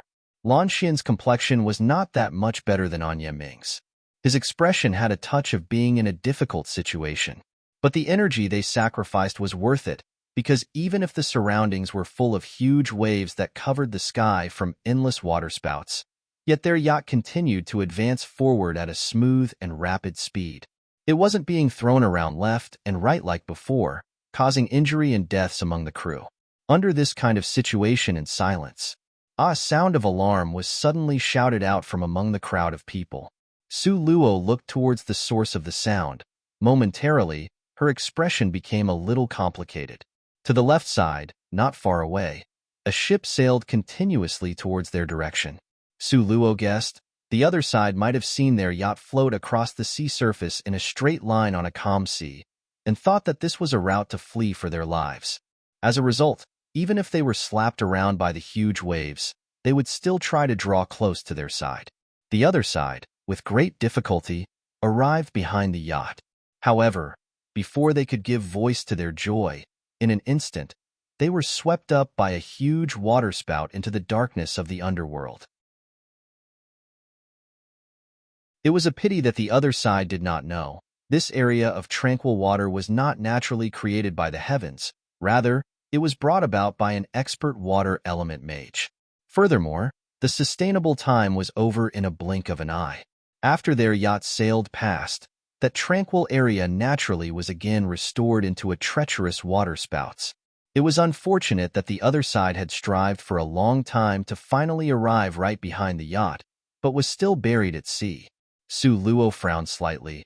Even though everyone knows that to cross the areas of water filled with waterspouts is very treacherous, why would they still come to throw away their lives?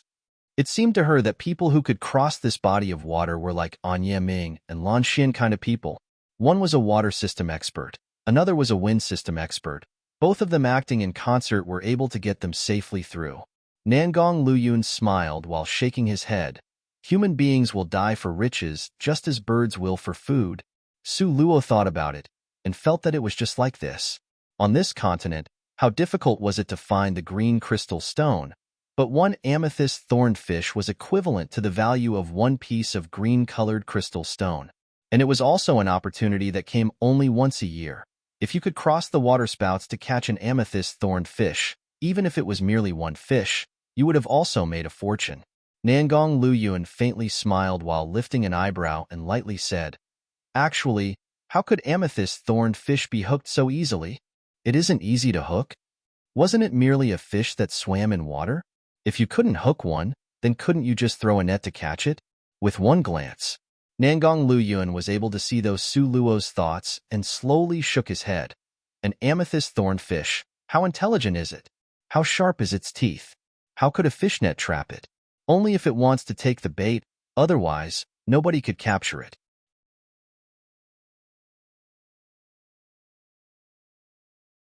Chapter 347.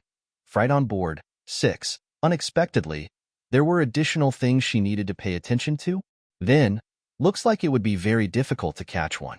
However, you needn't be worried.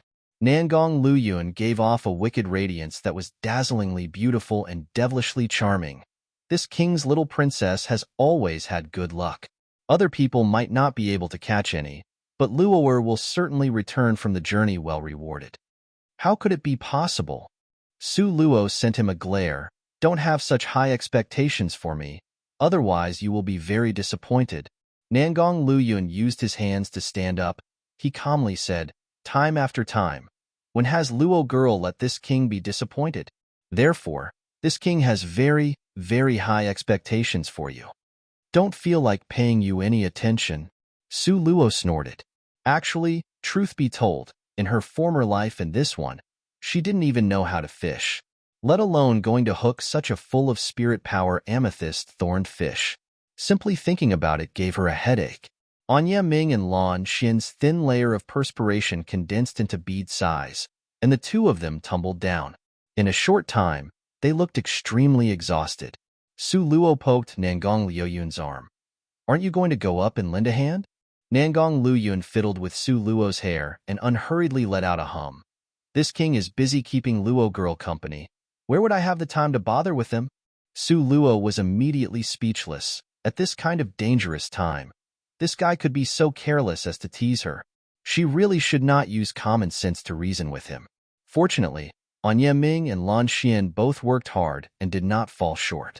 Even though they were frighteningly exhausted, nevertheless, they persevered with their teeth clenched. Probably after about an hour later, the body of water in front of them became dead calm. Under the light of the sun, the clear and crystalline water gleamed from the reflected rays. Who could have anticipated that in the deepest part of the water-spout-filled waters, there would be such tranquil waters, as if heaven and earth had become one? Birds were flying and fishes were jumping. The cool breeze blew gently and not a wave rippled. Under the sunshine, the sky was clear and the air was pure. The waves were arranged like smooth lengths of silk cloths, coming slowly by sliding, then leaving again evenly. It gave people a kind of serene, peaceful, and quiet feeling. Compared to just now, being surrounded by the perilous areas of water, full of waterspouts, there was completely two opposite situations, a difference like heaven and earth. Anya Ming and Lan Xian, both of them were completely lacking in form as they dropped down to sit on the deck, gasping large mouthfuls of air and panting coarsely. Their clothing was soaked through with perspiration from head to toe. They now appeared battered and exhausted, so weary that they couldn't even speak. They only continued to breathe in large mouthfuls of fresh air. "Oh yeah, at last, we have finally crossed through." Didn't know from where Beichening came out from, he very kindly extended each of them a cup of fresh water, but also continued to grumble. "Needless for me to say to you guys, last year, it only took a quarter of an hour to cross. Unexpectedly this year, it took an hour. Do you guys not feel any shame?" Lan Xian directly sent a kick towards him. Hey, shut up for me, you're daddy." Last year, Nangong Luyun put on a one-man show. Of course it was effortless. You have the ability, then next year you do it. It was all very well to talk, but doing it was another matter. Last year, seeing Nangong Luyun, that kind of effortless, at ease and calm manner, made them think it was very simple. Didn't expect that once they took over the position, they would find out how difficult it was to control the waterspouts and the yacht's speed. Beichening was nimble as a rabbit, easily avoiding the kick, and pouted his brilliantly red lips, saying, "What's so difficult about this? Next year, I and sister-in-law together absolutely will beat you guys' speed." When Beichening finished speaking, with a face eagerly attentive and trying to get the desired result, smiled towards Su Luo. His smiling expression was so radiant that only his teeth showed. While his eyes could not be seen, "Sister-in-law, you also agree, right? Next year, the two of us will partner up and let them see." Su Luo hadn't even replied before Lan Xian rolled his eyes at Beichening, saying, "That's enough. Enough already. Just your little schemes, who doesn't know?" Openly shouting out for sister-in-law to partner together with you, when ultimately, the one exerting himself, isn't it still Nangong? Beichenying's thoughts were laid bare, but he didn't get angry and merely gave two humps. "Don't you guys underestimate sister-in-law. If I was to tell, you guys will be scared to death."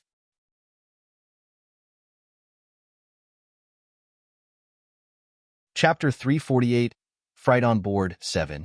In a single brush stroke's worth of time, Nangong Luyun suddenly came and cut in with a line. "That can certainly be arranged. It's decided then. Next year, it will just be you and Luo girl. This king will not interfere." "Just that girl?"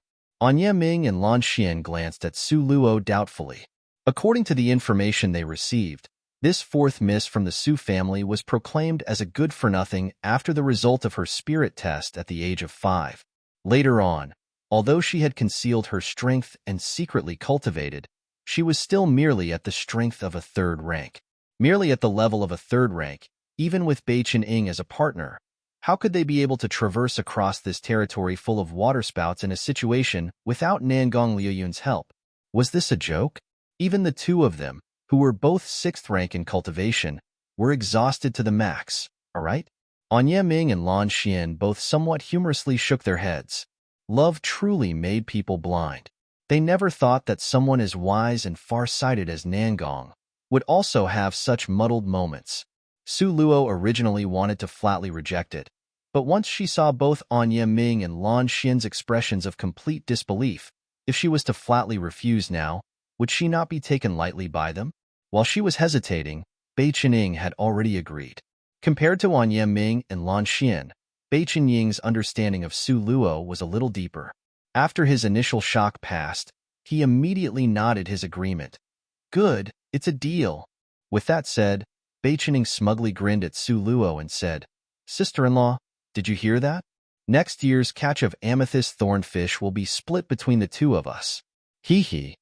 Su Luo then realized that actually, whomever put in the effort to cross the territory of waterspouts, the catch of amethyst thorned fish for that year would belong to them. Nangong Liuyun's eyes gleamed with demonic light. You should simply focus on catching your fish. Whatever amethyst thorned fish you catch will all naturally belong to you. They won't be that shameless to snatch from you. How can you say it like that, making us seem like pirates? Lan Xian indignantly said. He turned around to heroically say to Su Luo while waving his hand, Sister-in-law, just like Nangong said, you go ahead and fish for yourself.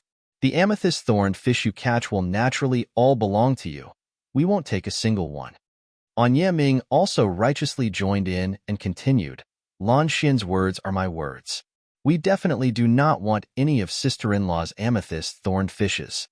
Besides, what amethyst thorned fish could a mere little third-rank martial artist catch? Not being caught back by the amethyst thorned fish instead could already be considered pretty good. An Yeming and Lan Xian simply did not believe that Su Luo had the ability to catch any amethyst thorned fish. Therefore, the two of them vowed their refusal in unison. The pitiful duo did not know that very soon, because of their decision, they would pay a very bitter price and regret it till their intestines turned green. Didn't know how long they had traveled when a tiny island appeared ahead. This was the legendary amethyst thorned island? Except the island was barren, so flat that one could gallop right across, and there was absolutely nothing on it. Sparsely surrounding the island were some parked yachts. Seeing the luxury yacht flying Prince Jian Royal's banner, those who had already arrived on the amethyst-thorned island all looked over. They respectfully assembled, awaiting His Highness Prince Jin's arrival to grace them with his presence.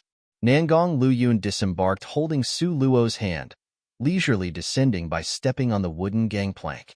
With black as a base color and gold trims on the hems, his brocade robe was folded in layers like a cloudy fog. It had barely appeared, and it already immediately brought about a complete, dignified aura. Su Luo originally wanted to shake off his hand, but his arm was so strong and powerful that regardless of how she shook, she couldn't shake him off. Didn't know why this time, Nangong Luyun seemed to be especially stubborn. No matter how gently she cajoled him, his hand firmly held hers and wouldn't loosen even for a moment.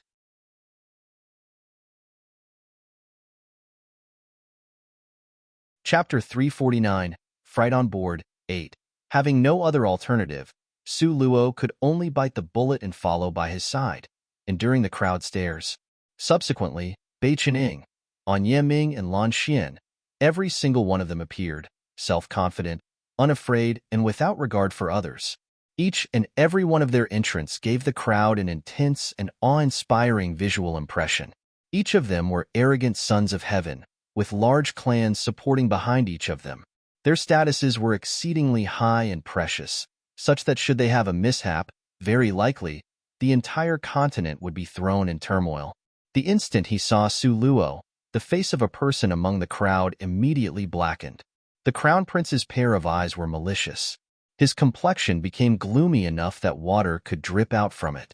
Earlier, there were already rumors of Nangong Luyun and Su Luo having an affair. Initially, he did not believe it. Because Nangong Luyun was what kind of exalted person, how could he fancy a good-for-nothing like Su Luo? Only, he could never have imagined that a girl he did not want to marry and personally broke off the engagement with would in the blink of an eye hook up with Nangong Luyun. This was simply a slap to his face. The Crown Prince coldly glared at Su Luo. Seeing her walk past by his side, he couldn't help but to coldly snort. Loathsome girl, who allowed you to come here? What qualifications do you have to be in this place? Su Luo dismissively cast him a glance. Oh, the Crown Prince? How could she bump into him? Really unlucky. Without waiting for Su Luo to reply, Bai Qinying, who was on the side, had already jumped out. With matters that could make it difficult for the Crown Prince, He was always the first in line. One could see Bei Qining with his hands folded behind his back, strutting over. He cast sidelong glances at the crown prince with head high and chest out. Oh, here I was wondering who it is. So, it turned out to be Nangong Liujue. What, last year? You couldn't even catch a single fish. Did you come here to disgrace yourself again this year? Bei Qining, this child's words, were just that adorably honest. A single sentence had already made the crown prince choke until his face was as black as the bottom of a pot.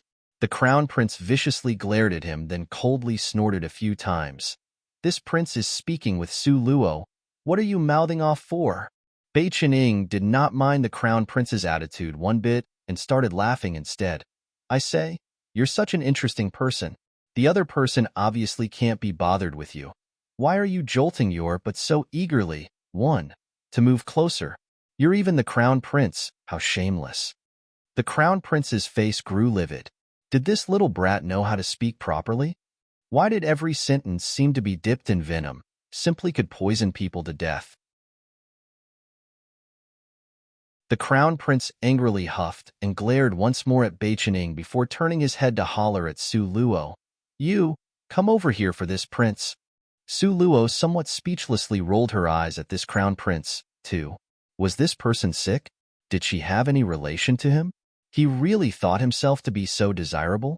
Su Luo appeared not to have heard him. She turned her head towards another direction, admiring the scenery in the distance with great interest. Who knew that this move of hers would offend the crown prince completely? One could see him stomping quickly towards Su Luo, his long arm reaching out to pull her away with a tug. However, before he could even get close to Su Luo, suddenly, the tip of a sword flew towards his arms. The crown prince jumped back in fright. If he had insisted on going to pull Su Luo, then this arm would certainly be gone. The crown prince's line of sight pinned on Nangong Luyun poisonously, before turning to glare at Su Luo. Get over here for this prince. You as such a fickle woman, still aren't ashamed yet? This line of his simply designated Su Luo as part of his own belongings. No matter how good Su Luo's temperament was, she was still infuriated by him. Not to mention, Su Luo's temper had never been good to begin with. One only saw the corners of her lips cocking up icily as she threw a sidelong glance at the crown prince. Her voice became increasingly dismissive. Nangong Liujue, open up your dog eyes wide and see clearly. We have already broken our engagement and no longer have any relationship, not even a little bit. So cease using your status as crown prince to disgust me. 1. It's been used many times in this story before, but it's a lot funnier when you know the words we replaced with eagerly is actually an intensifier that means jolting buttocks, like the shaking ass of a follower hurrying to keep up and please someone. So much humor is lost even when jolting buttocks is added. Sigh, 2. Translator response by Nivrim.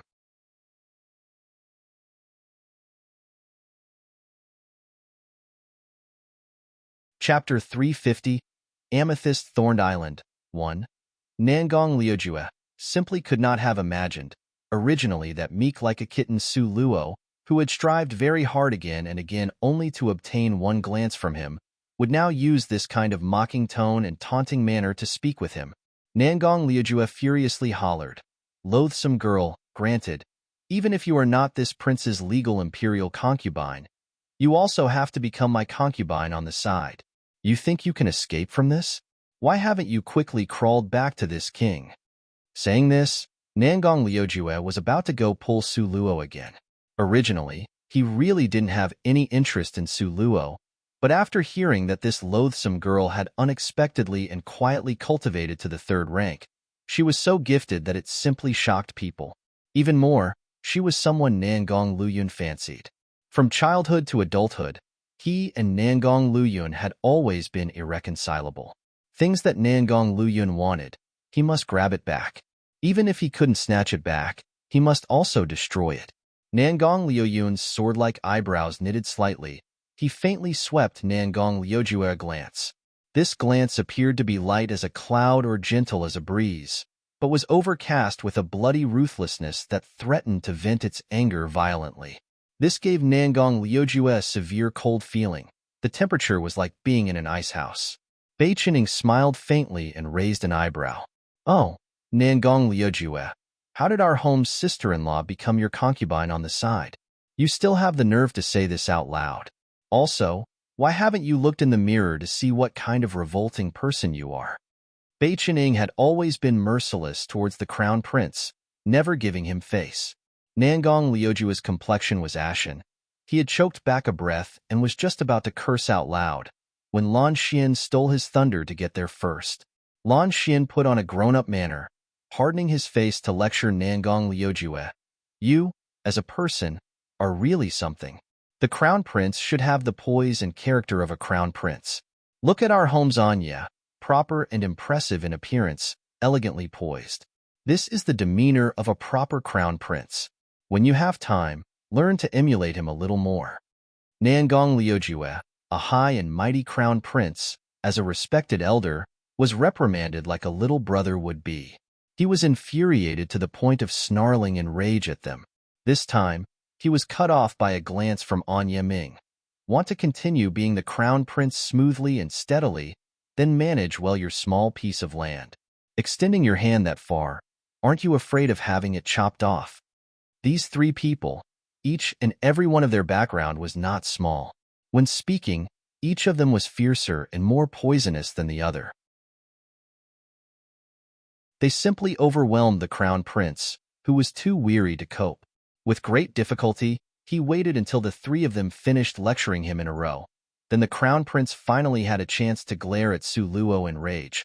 I'm giving you one last chance. Are you going to follow this prince to walk away or not? Those three people, he could not afford to offend. But Su Luo was merely a tiny ant that he could pinch into a sphere or roll flat between his fingers. Unexpectedly, this tiny ant was already not that ant from the olden days. Now, her complexion was indifferent. The words she said were even more poisonous than the three of them added together. Nangong Liujue, you think you are the crown prince. In my eyes, you are no better than a beggar. Want this lady to follow you? You're wishful thinking. In your dreams. Su Luo, the crown prince, was ridiculed again, and was simply put in an awkward situation, unable to get out. Originally, he still believed that Su Luo would at least give him some face. He still thought that Su Luo at least cared about him from her old affections. Back then, as long as he gave her one glance, she would almost start to fly. Didn't expect, never expected. The crown prince's expression hazed over and changed the topic of conversation with a mocking tone. Oh, this is because you bumped into a backer, full of confidence, right? You better not think he will marry you. You are merely someone he is toying with and nothing more. After this event, will you still be crying and calling, coming over to beg for this king? Nangong Luyun, who had been standing by the side since the beginning and hadn't talked, displayed a concentrated icy intent with his body. He was cold as frost, his dark red lips slowly hooking up. An ice-cold disdainfulness flashed through his eyes as he cast frosty side glances at the crown prince. You have an objection?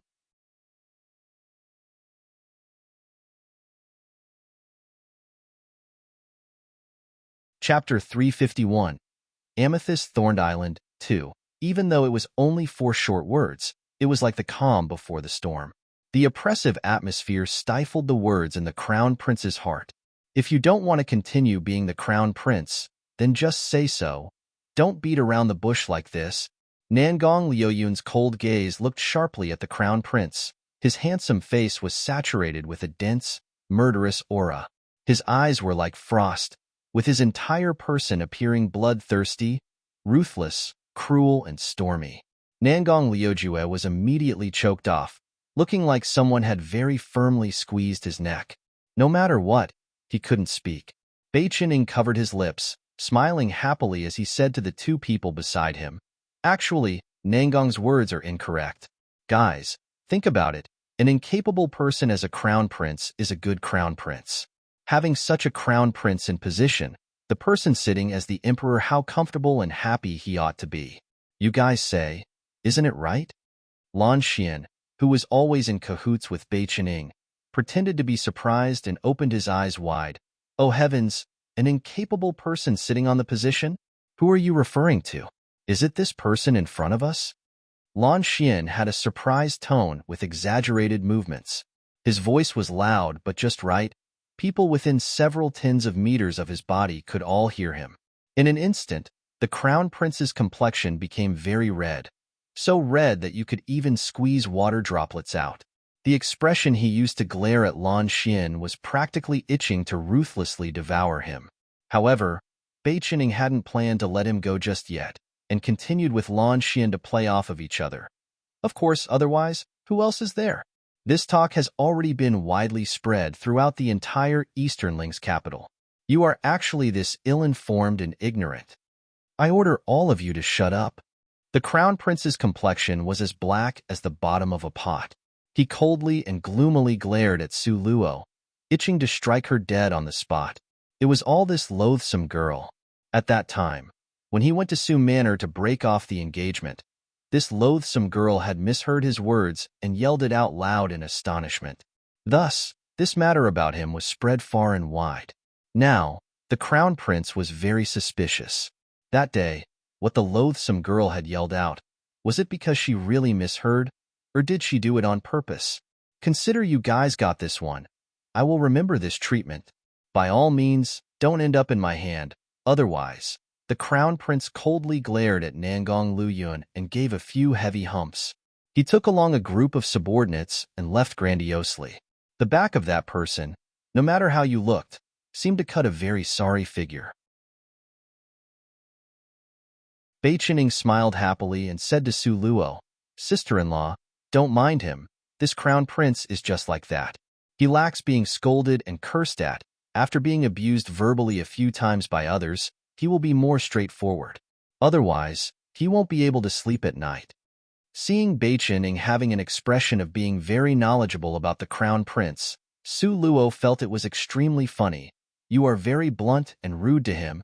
Naturally, every time we meet, he cannot do without me cursing him a few sentences. However, every time, he still laps it up and moves his face closer. You tell me if this person is worthless or not." Bei Qining smiled very self-satisfiedly and proudly.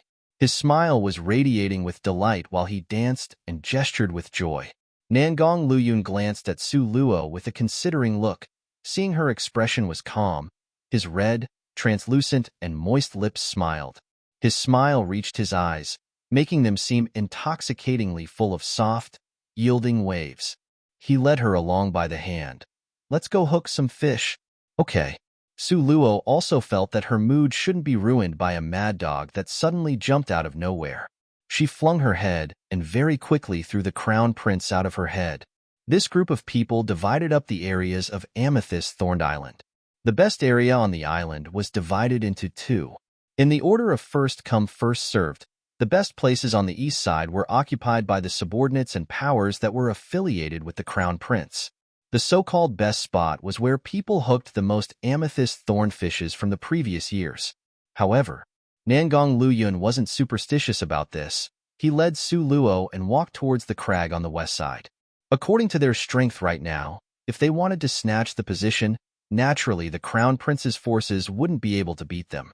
Only, Nangong Luyun was too lazy to bother to deal with the Crown Prince.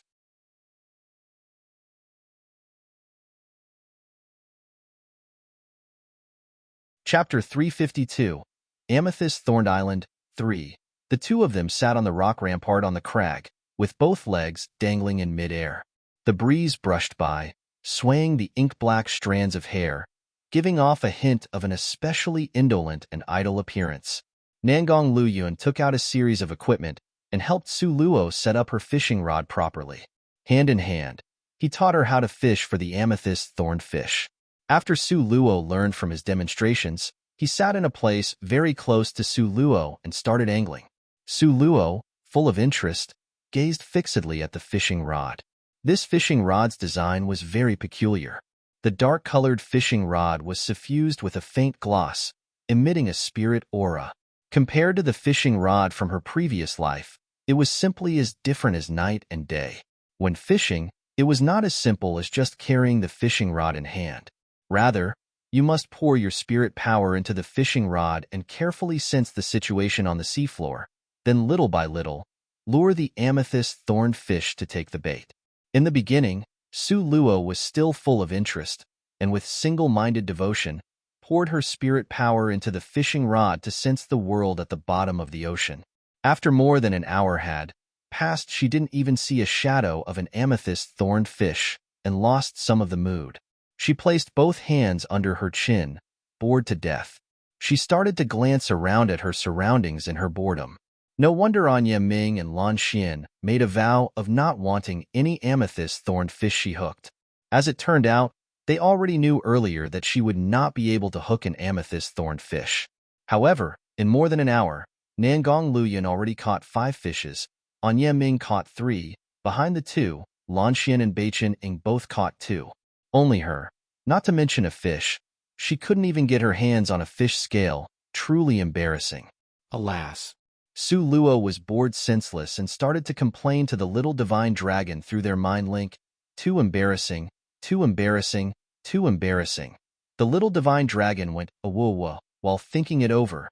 All of a sudden, he extended his little paw and pointed at that deep pool of clear spirit spring. That was to say, the legendary celestial spirit water. You are saying that by using the celestial spirit water, I will be able to hook an amethyst thornfish? Su Luo asked, somewhat unconvinced. The little divine dragon opened its pair of huge eyes wide, cleverly nodded and stammeringly said, Fish, fish, food, food. The little divine dragon, who was trying to learn human dialect, was afraid that he wasn't clear, so finally, he flopped about on his belly acting out the motions of a fish being hooked. That comical and adorable little action simply made Su Luo so pleased and entertained that she uttered a light laugh. What happened? Not being able to hook a fish and still in such a cheerful mood. Before, Nangong Luyun was still worried that this girl would be upset from not hooking a single amethyst-thorned fish. But he didn't expect that her attitude was still this good, quite able to amuse herself and be cheerful. Not able to catch a fish? Humph, humph. All of you just wait to be shocked. Su Luo raised an eyebrow, smugly giving him a snort. With the help of the little divine dragon, she didn't believe she wouldn't be able to catch an amethyst fish. If she still couldn't hook a fish, she might as well drop the little divine dragon into the ocean as fish bait. Su Luo took advantage that people weren't watching and noiselessly took out a few drops of celestial spirit water. Then, she secretly mixed it into the fish food. The fish food was originally a dark green color that was then kneaded into little balls of dough. When you baited the hook, you took a little bit of it, and when Su Luo put in a little bit of celestial spirit water, it only made the fish food bait a little more moist. People at the side couldn't tell that there was any difference from before. This fish food was said to have been mixed personally by Nangong Luyun. The sources alone consumed a huge sum. If you didn't have few 10,000 gold coins, you absolutely could not make this fish food bait. Su Luo added the celestial spirit water into the fish food and stirred it well again, before pinching it into little round balls to put on the fish hook. Her face carried hope, expectation, and anticipation. Could or couldn't hook an amethyst-thorned fish will all depend on this trick. Nangong Luyun saw her hook and laughed involuntarily. Where is there someone who fishes like you? The fish food bait is bigger than the mouth of an amethyst-thorned fish. How can you catch a fish this way? However, before the smiling expression at the corner of Nangong Luyun's mouth could go down, the fishhook that Su Luo just cast moved slightly.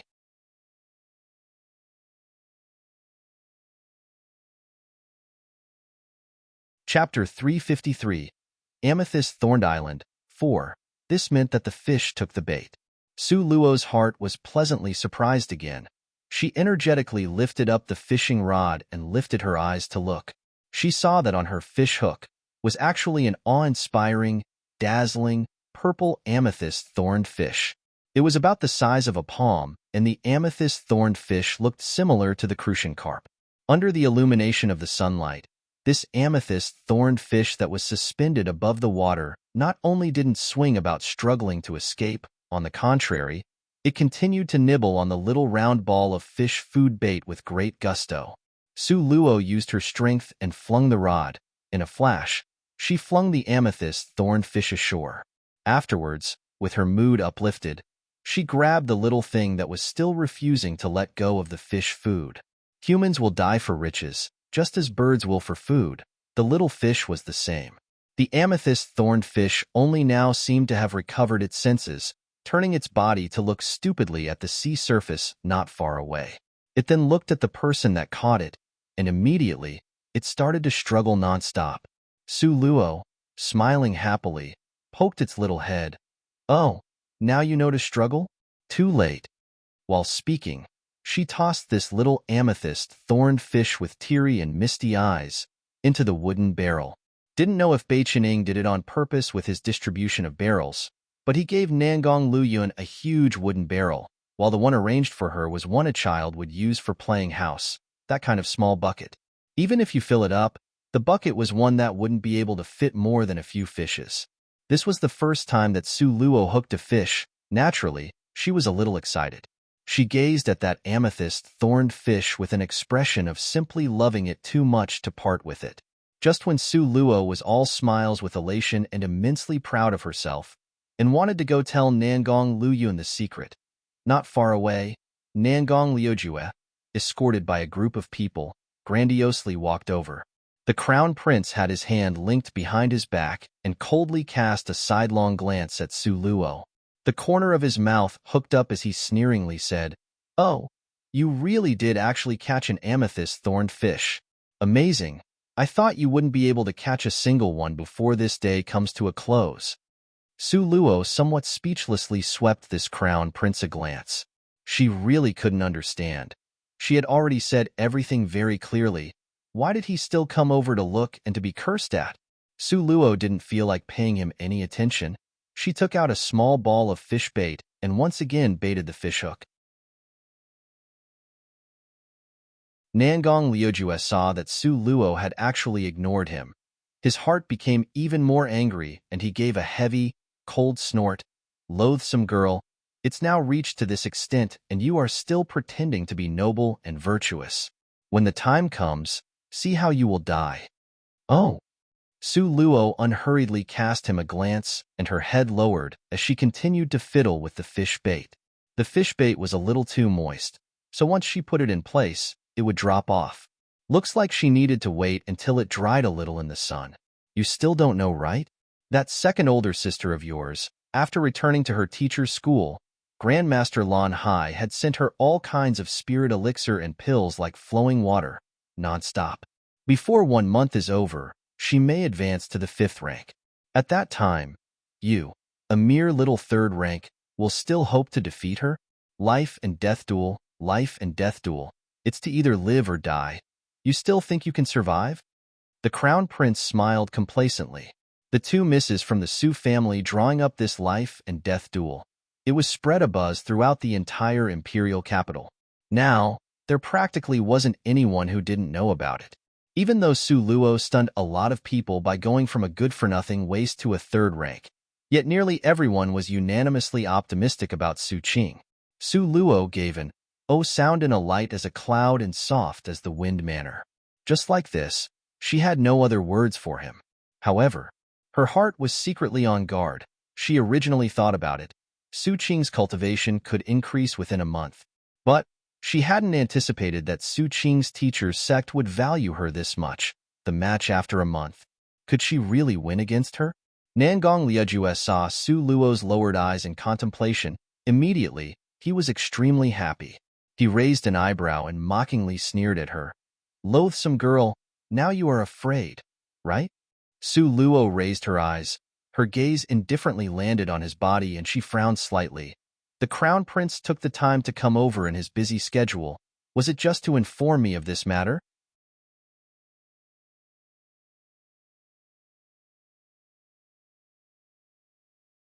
Chapter 354.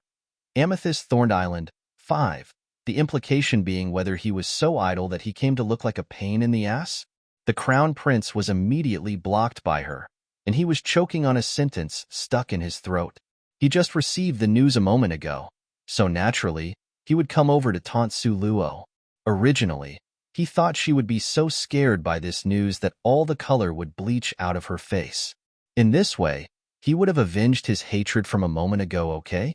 But who could have imagined that this loathsome girl's mental strength was pretty good? The expression on her face didn't reveal her mood, nor did she seem to be distracted by the news. His gaze landed on that little wooden bucket near Su Luo, and suddenly, he was happy again. Fishing up to now, and only hooking one amethyst thornfish? You tell me, don't you think this is embarrassing? Nangong Liujue's face was full of disdain, surveying this entire island. When it comes to hooking the least number and at the bottom, this position is yours exclusively. Really embarrassing. Seeing this crown prince in front of her always being arrogant and bossy to her, a light bulb turned on in Su Luo's head, and a split second later, an idea appeared. Wasn't Nangong Liujue disdainful of how few amethyst-thorned fishes she had caught? Then, could she use this pretext to extort some stuff from him, making this crown prince die from heartache of the loss? Finished thinking, Su Luo gave Nangong Luyun a light tug, stopping his slowly about to stand-up figure. This was because under the circumstances of the crown prince continuing to provoke Su Luo, Nangong Liuyun's complexion had gradually darkened. He had the intent to move at any moment to dispose of him. Su Luo, with great difficulty, had caught this fat cow of a crown prince. How could she let this crown prince off so easily? Su Luo's smile was not quite a smile as she cast a sidelong glance at the crown prince. She lifted an eyebrow and said sarcastically, "You actually looked down on the number of amethyst-thorned fish I caught? Then, do you have the courage to engage in a contest with me? Let's see within a fixed time, which one of us will catch the most number of amethyst-thorned fishes." How could the crown prince know that Su Luo had already found the trick to hooking the amethyst-thorned fish? In his eyes, it had taken this long for Su Luo to catch only one amethyst-thorned fish, and that's all. Also, it was so small there couldn't be another that was smaller. Therefore, Su Luo's words hit directly on the crown prince's intent, and he could be seen smiling coldly. "Loathsome girl, such big courage. You actually dare to compete with this prince? What? The always boasting that he is incomparably gallant crown prince, this time, became a coward?" Su Luo directly used taunting methods to spur him into action. The corner of the crown prince's mouth evoked into a ridiculing sneer. "Loathsome girl, you ought to know that this prince has already hooked 3 amethyst-thorned fishes up until now. You only caught 1 fish. You sure you want to compete with this prince?" "Humph, I can be killed any time, but won't tolerate any insults. Could it be that you think I would be afraid of you?" Both of Su Luo's cheeks were round from fuming, giving off an appearance of being hot-blooded, easily cheated, and letting one's emotions make the decisions. Just now, Nangong Liujue was criticized by Bai Qining, and them too wretchedly. He thought that this would be a great opportunity to turn the tables on them. Su Luo's, these words, were right on the money with his intent, but on his face, he faked an expression of having been put into a difficult situation. "Humph, competing with you, wouldn't this prince have an unfair advantage?" Su Luo secretly looked down on him in her thoughts. She was the most adept at figuring out a person's heart. She could clearly see that the crown prince was obviously secretly extremely happy to do this, but still put on this kind of act to use all sort of excuses. Who were you trying to fool? Su Luo didn't bother to match his performance and simply turned her body away, unwilling to acknowledge him. "Since it is like this, then it's fine not to compete. Your Highness the Crown Prince, please return." The Crown Prince wanted to use declining as a way to advance. Su Luo used the same maneuver of withdrawing to advance forward. This forced the Crown Prince to be flustered and unprepared. The Crown Prince didn't expect that Su Luo would not be drawn to the path he was leading her onto, and an ugly expression flashed through his eyes. But he was even more enraged, and one could see him give a cold snort. "Since you, yourself, insist on courting death, then this prince will help you accomplish this task. Want to compete? Then let's compete." Bai Qining usually was the one who loved spectacles the most, and was also the one who liked to bicker with the crown prince the most. One could see him holding an amethyst-thorned fish and leisurely walking over.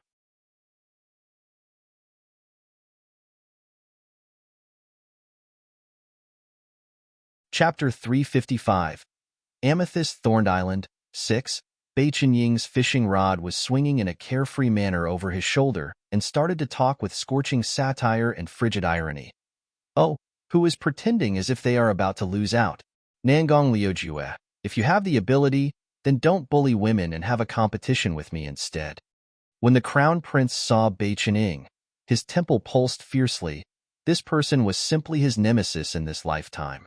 Just seeing him meant nothing good would happen. The crown prince sent a resentful glance at Bei Qining. Meddling in other people's business. Take a hike to the side. Bei Qining was no longer cheerful. This is my sister-in-law. What do you mean I am meddling in other people's business? Nangong Liujue, the person that needs to take a hike to the side ought to be you. Both of their remarks were not agreeable, thus they started to quarrel noisily. Su Luo was simply dumbfounded watching this scene. One was the respectable and honorable crown prince of an empire, the other was the enigmatic president of the mercenary union. These two masters, normally, in front of other people, appeared to be arrogant, condescending, aloof, and very high and mighty. To those people beneath them, both of their existences were eminent and unapproachable. Yet, who could have anticipated that now, these two extremely honorable personages would quarrel noisily like immature kids? You say one, I say two, and we're going at it quite energetically. Su Luo had just planned to ruthlessly swindle the crown prince in return. How could she look on helplessly and let the crown prince escape by turning around and leaving abruptly again? Consequently, she could only come to smooth things over. Okay, both of you stop quarreling.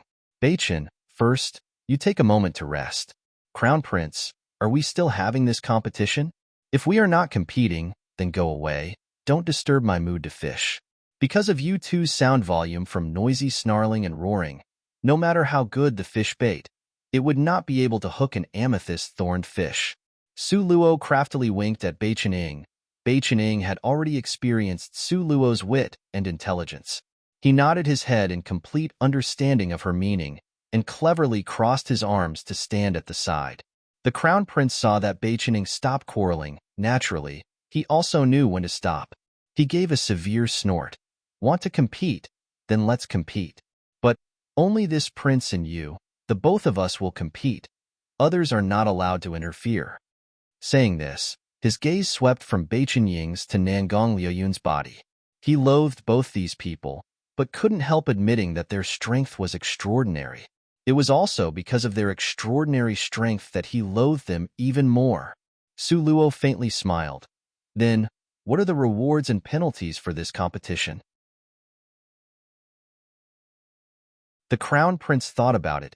Suddenly, his mouth hooked into a sneer. How about this? Just use the amount of amethyst-thorned fish hooked to decide things. Whoever has more will win. As for the rewards and penalties, then the winning side will get the rewards.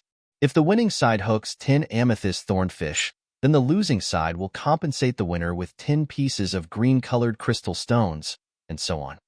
10 amethyst-thorned fish will be compensated with 10 green-colored crystal stones?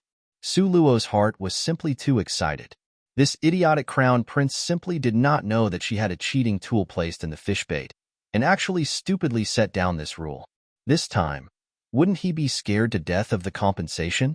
Only, Su Luo was afraid of revealing a clue. In a split second, her expression seemed somewhat hesitant. Nangong Luyun smiled in an easygoing manner and rubbed Su Luo's head. Mere green-colored crystal stones, this king can still afford to lose. Go play without holding back. Implication being, if she lost, the penalty would be considered his to pay. Su Luo smilingly nodded her head towards him and again coldly humphed towards the crown prince. Fine. It's decided just like this. But words are not good enough proof. We must draw up a written contract. The crown prince was still afraid that Su Luo would renege on the debt, so both people agreed easily. He ordered a servant to fetch brush, ink, and paper. Then the paper was laid out on top of a large stone. Bei Qining, full of interest, acted as a witness. He then picked up the brush and started to write. At this moment, the writing done by the brush was like moving clouds and flowing water on top of the paper. The handwriting on the paper flowed smoothly and elegantly, delighting the eyes of the people watching.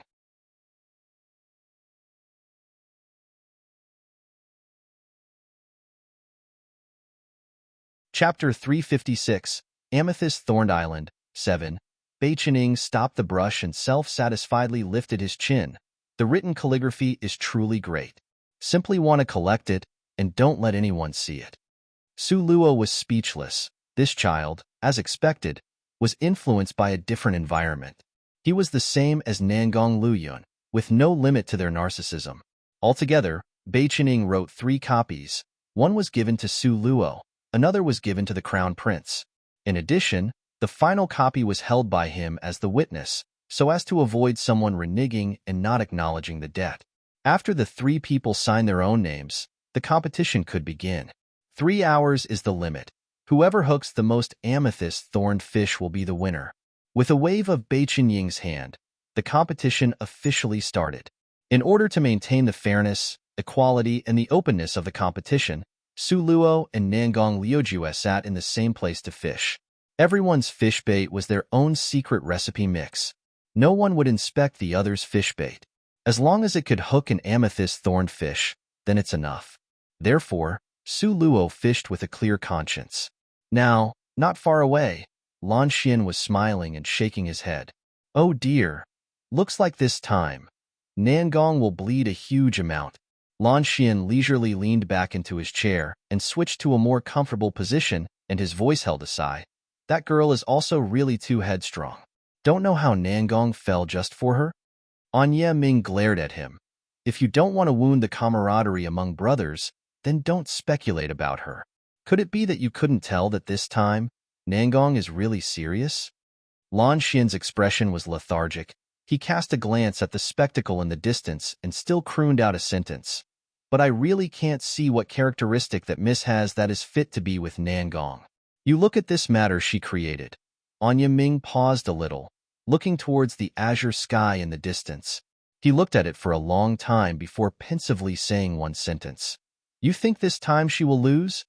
Isn't it obvious? Lan Xian spread out both hands, and as expected, said, Nangong Liujue, although he looks annoying, he does not lack strength. Don't forget that last year, the number of amethyst-thorned fish he hooked was second only to Nangong. How could the Su family's girl compete with him? It is simply attempting the impossible and asking for trouble, okay? Also, Nangong is really too much to actually still indulge her whim. Anya Ming smiled faintly. His tone was mild. No, this time. I'm afraid you may have guessed wrong. You believe that girl can win? Lan Xian cast a laughable glance at Anya Ming. I don't believe in her, but I do believe in Nangong. Anya Ming said vaguely, Nangong's vision is usually the most accurate from childhood to adulthood. Have you ever seen him lose? That is true. But this time, maybe he outsmarted himself and fell into a hidden ditch, right? No matter what, Lan Xian did not believe that Su Luo could win. Anya Ming only smiled indifferently and didn't say anything more. He merely focused on the fishing rod. What he didn't tell Lan Xian was that he always felt that that girl was not that simple. Moreover, she was very mysterious, and the specifics were hard to say. However, speaking of Su Luo's side, the matter of the bet got around, and as a result, a lot of people approached and settled around them to see the result. However, compared to Su Luo, everyone was optimistic about the Crown Prince winning. Not only was the Crown Prince's martial arts cultivation rank much higher than Su Luo's, the number of amethyst-thorned fish that he had caught last year ought to speak for itself. His strength was out of the ordinary. This miss still doesn't know the immensity of heaven and earth to actually dare to hammer on the table of the Crown Prince. This isn't considered much. The most interesting thing is their stake. How many amethyst-thorned fish the winning side hooks? The losing side must compensate that many green-colored crystal stones. Hey, I'm afraid this miss will bleed a huge amount. Which family is this miss from? Why is it that I have never seen her before? Have you heard of Su Manor's good-for-nothing waste? Have you heard about the buzzing rumors that were recently spread of a life and death duel between sisters?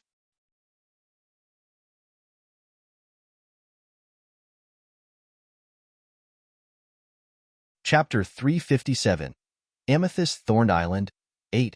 Oh, it turns out that she is actually that renowned fourth Miss Su. No wonder. I heard she stole her older sister's fiancé. infuriating her sister so much that she set up a life and death duel on the spot? This also happened? Really can't see it from her clean and neat, pretty little appearance that she actually could do something this immoral. She would even steal her own older biological sister's fiancé? For some time, many people talked and whispered about topics ranging from the Amethyst Thorned Island to life and death battles. Su Luo's hearing had always been good. After being promoted to the 3rd rank, it became even sharper. Thus, every word that was said reached her ears. She actually didn't expect that within a short month's time, the public opinion would all become in favor of Su Qing. It made her reputation spotless and white as a lotus flower, also turning her into the victim, while she became the ruthless and vicious woman.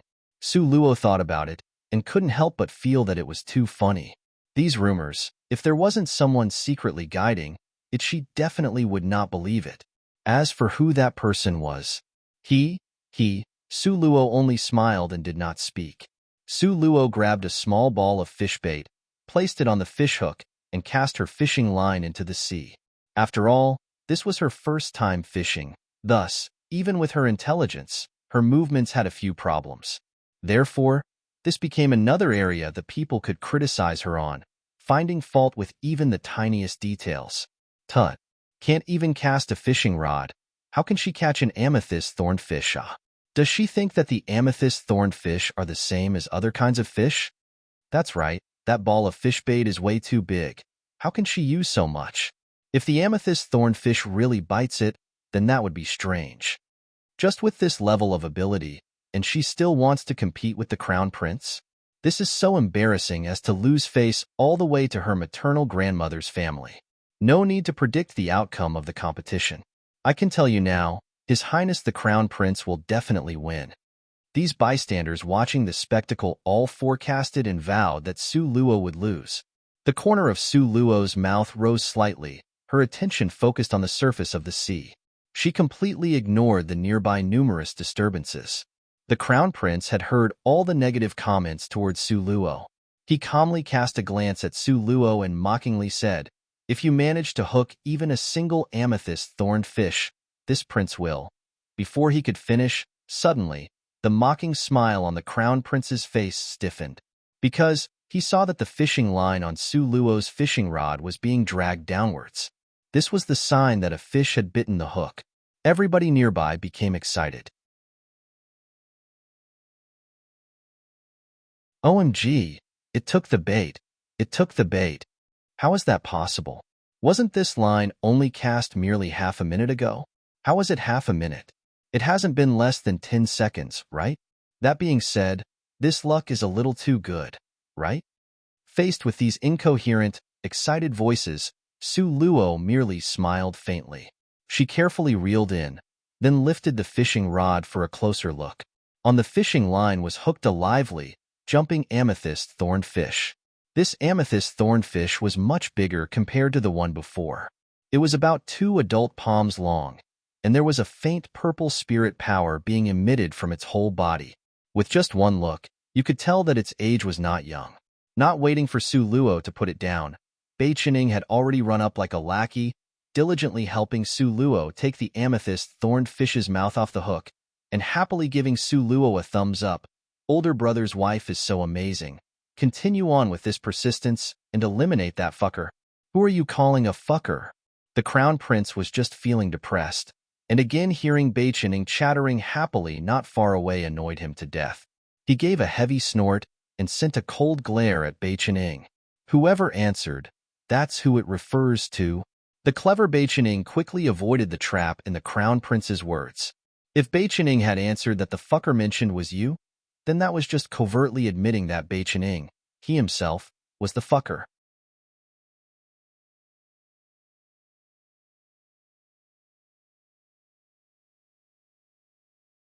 Chapter 358, Amethyst Thorned Island, 9. The Crown Prince set up this trap and believed from the bottom of his heart that Bei Qining would be taken in. This way, he could seize the opportunity to ridicule him instead of always being ridiculed by him. Unfortunately, Bei Qining wasn't fooled. The Crown Prince was infuriated to the point that the temple on his forehead started to pulse. He angrily and loudly shouted, "Get lost!" Ing merely held the amethyst-thorned fish and strutted around in front of the crown prince. What's the point of bickering? If you have the ability, let's use strength to talk. You should also hook a fish for me to take a look. Su Luo saw that these two were about to fight again, and somewhat helplessly placed her hand on her forehead and shook her head. She pinched off a small ball of fish bait and put it on top of the fish hook. Once again, she cast the fishing rod into the sea. On the other side, Ing and the crown prince still hadn't finished arguing. The sounds of surprise once again arose from this side.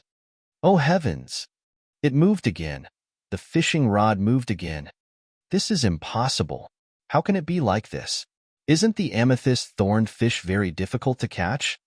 Don't tell me that this year's amethyst-thorned fishes are especially dumb? Especially easy to angle for? You are especially dumb. Just now, it's not like you didn't fish for it. Why did you become stupid? Obviously, the fishes are slipping away like a thief, so slippery that they won't stay in your hand. But that's not right. The fourth Miss Su clearly is hooking them very easily. Then, did you see the crown prince hook an amethyst-thorned fish? Nangong Liujue immediately stopped quarreling and looked over at Su Luo. He only saw her effortlessly pull up the fishing rod and that another lively, frisky amethyst-thorned fish was hooked to her fishing rod. He was simply gaping in shock. His entire person was flabbergasted. This is impossible. How could there be someone who could catch two amethyst-thorned fishes within less than a minute? What did she take an amethyst-thorned fish as? An ordinary kind of fish? That was a full of spirit power and intelligent amethyst-thorned fish. Take him as an example. If he was able to hook one in 20 minutes, it was already considered extraordinarily great. But this loathsome girl's luck was good to this extent? 2 fishes within 1 minute. 2 fishes. The crown prince was itching to yell out loud, "You are cheating," these 3 words. However, logic told him, why would it be cheating to catch amethyst-thorned fishes? No matter what methods you use, being able to hook one was considered good. Su Luo glanced faintly at the crown prince. In her eyes appeared a smiling expression that didn't reach their depths. Does the crown prince not have a single fish yet? This is not normal. You must try harder.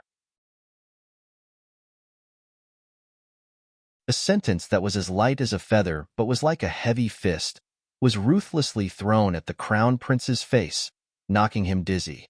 The crown prince's malicious gaze swept a glance at Su Luo and coldly said, "Don't celebrate too early. The outcome of this competition hasn't been determined. There will be a time for you to cry. Then just wait and see. See who is the person that will cry when the time comes." After Su Luo had placed the fish bait properly, she very casually tossed the fishing line into the ocean. Other people who wanted to hook an amethyst-thorned fish, every step of the process, they must be cautious, careful, and concentrate on the task completely.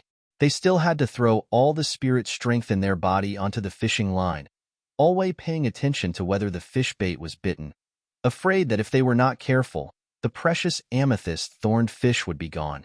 However, with Su Luo, whatever so-called professional techniques were non-existent.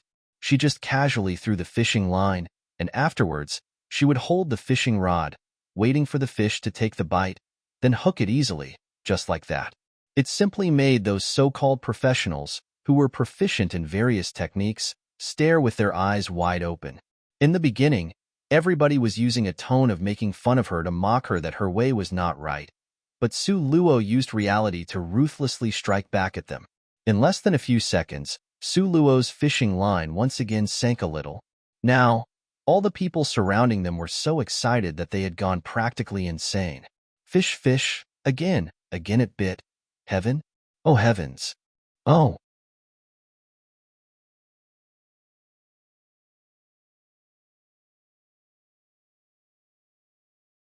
Chapter 359. Amethyst Thorned Island 10. The surrounding spectators were nearly shocked into a daze by Su Luo's show of skill. How could this be? This was simply impossible, all right? Too unimaginable. In less than 2 minutes, there was actually someone who could continuously hook 3 amethyst thorn fishes, and each were bigger than the last one. Yet clearly, They had also tried their hand at fishing before. All of them knew just how incredibly difficult it was to catch these amethyst-thorned fishes that were full of intelligence. At this moment, the Crown Prince was staring stupidly in a daze at Su Luo, entirely uncertain on how to react, except for the involuntary twitching of his cheek which betrayed how at a loss he felt. This, the Crown Prince pointed at the water surface in shock, asking Su Luo in a daze, "Just what kind of devilish method did you use?" Su Luo calmly glanced at him, raised an eyebrow and smiled vaguely. "Devilish method? Crown Prince should demonstrate it for us to see. Slandering people is wrong. Talking nonsense without evidence. Others will say that the Crown Prince cannot afford to lose. You are such a loathsome girl." The Crown Prince's eyes became bloodshot, wishing he could swallow Su Luo alive and whole. This loathsome girl's words seemed like they were polished with poison. She was simply carved out of the same mold as Beichening.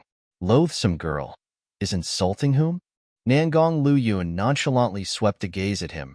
His pair of eyes were cold and threatening. He bore the dignity of an elite, powerful master from head to toe. The Crown Prince immediately felt as if he had fallen into an ice room and stiffened all over, stammering speechlessly. Abominable! The Crown Prince clenched his fist by his side, hating the fact that despite having the same status as Nangong Luyun, he had always lost under that profoundly enigmatic gaze of his. Currently, the not-so-distant Anya Ming and Lan Xian had noticed the commotion over on this side. They couldn't help being somewhat curious. Lan Xian was even more so, and directly beckoned a servant over. What? Catching 3 amethyst-thorned fishes in under 2 minutes? How can that be possible? Lan Xian leapt to his feet. Due to being too excited, even the chair behind him had toppled over onto the ground. Anya Ming was also shocked to a standstill. Although because of Nangong Luyun, he had thought of Su Luo more favorably, but he had never expected that the girl's performance would actually go beyond expectations. This was simply unimaginable to the extreme. In this group of people, they could also be considered among the top, catching no more than 2 or 3 fishes under an hour. But that girl, Su Luo, actually accomplished an hour of their efforts in under 2 minutes? This was something only a 10th ranked or above expert could do. Right.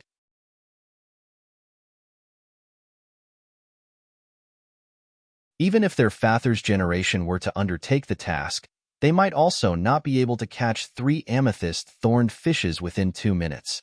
Could it be that hooking an amethyst-thorned fish was no longer related to a person's cultivation levels? Simply inconceivable. Go. Let's go see it for ourselves. I don't believe that girl can really do it. Lan Xian was deeply unconvinced, grabbing Anya Ming, and with a turn of his head, left. Anya Ming merely laughed bitterly as he shook his head. Under the gaze of the crowd, with so many eyes watching it happen just a short distance away from them, how could it be false? It was just that Anya Ming was also curious. He couldn't wrap his head around how that girl Su Luo could have done it. The crowd bustled about. Every one of them was filled with excitement, and the pairs of eyes watching Su Luo fixedly simply held all kinds of complex emotions.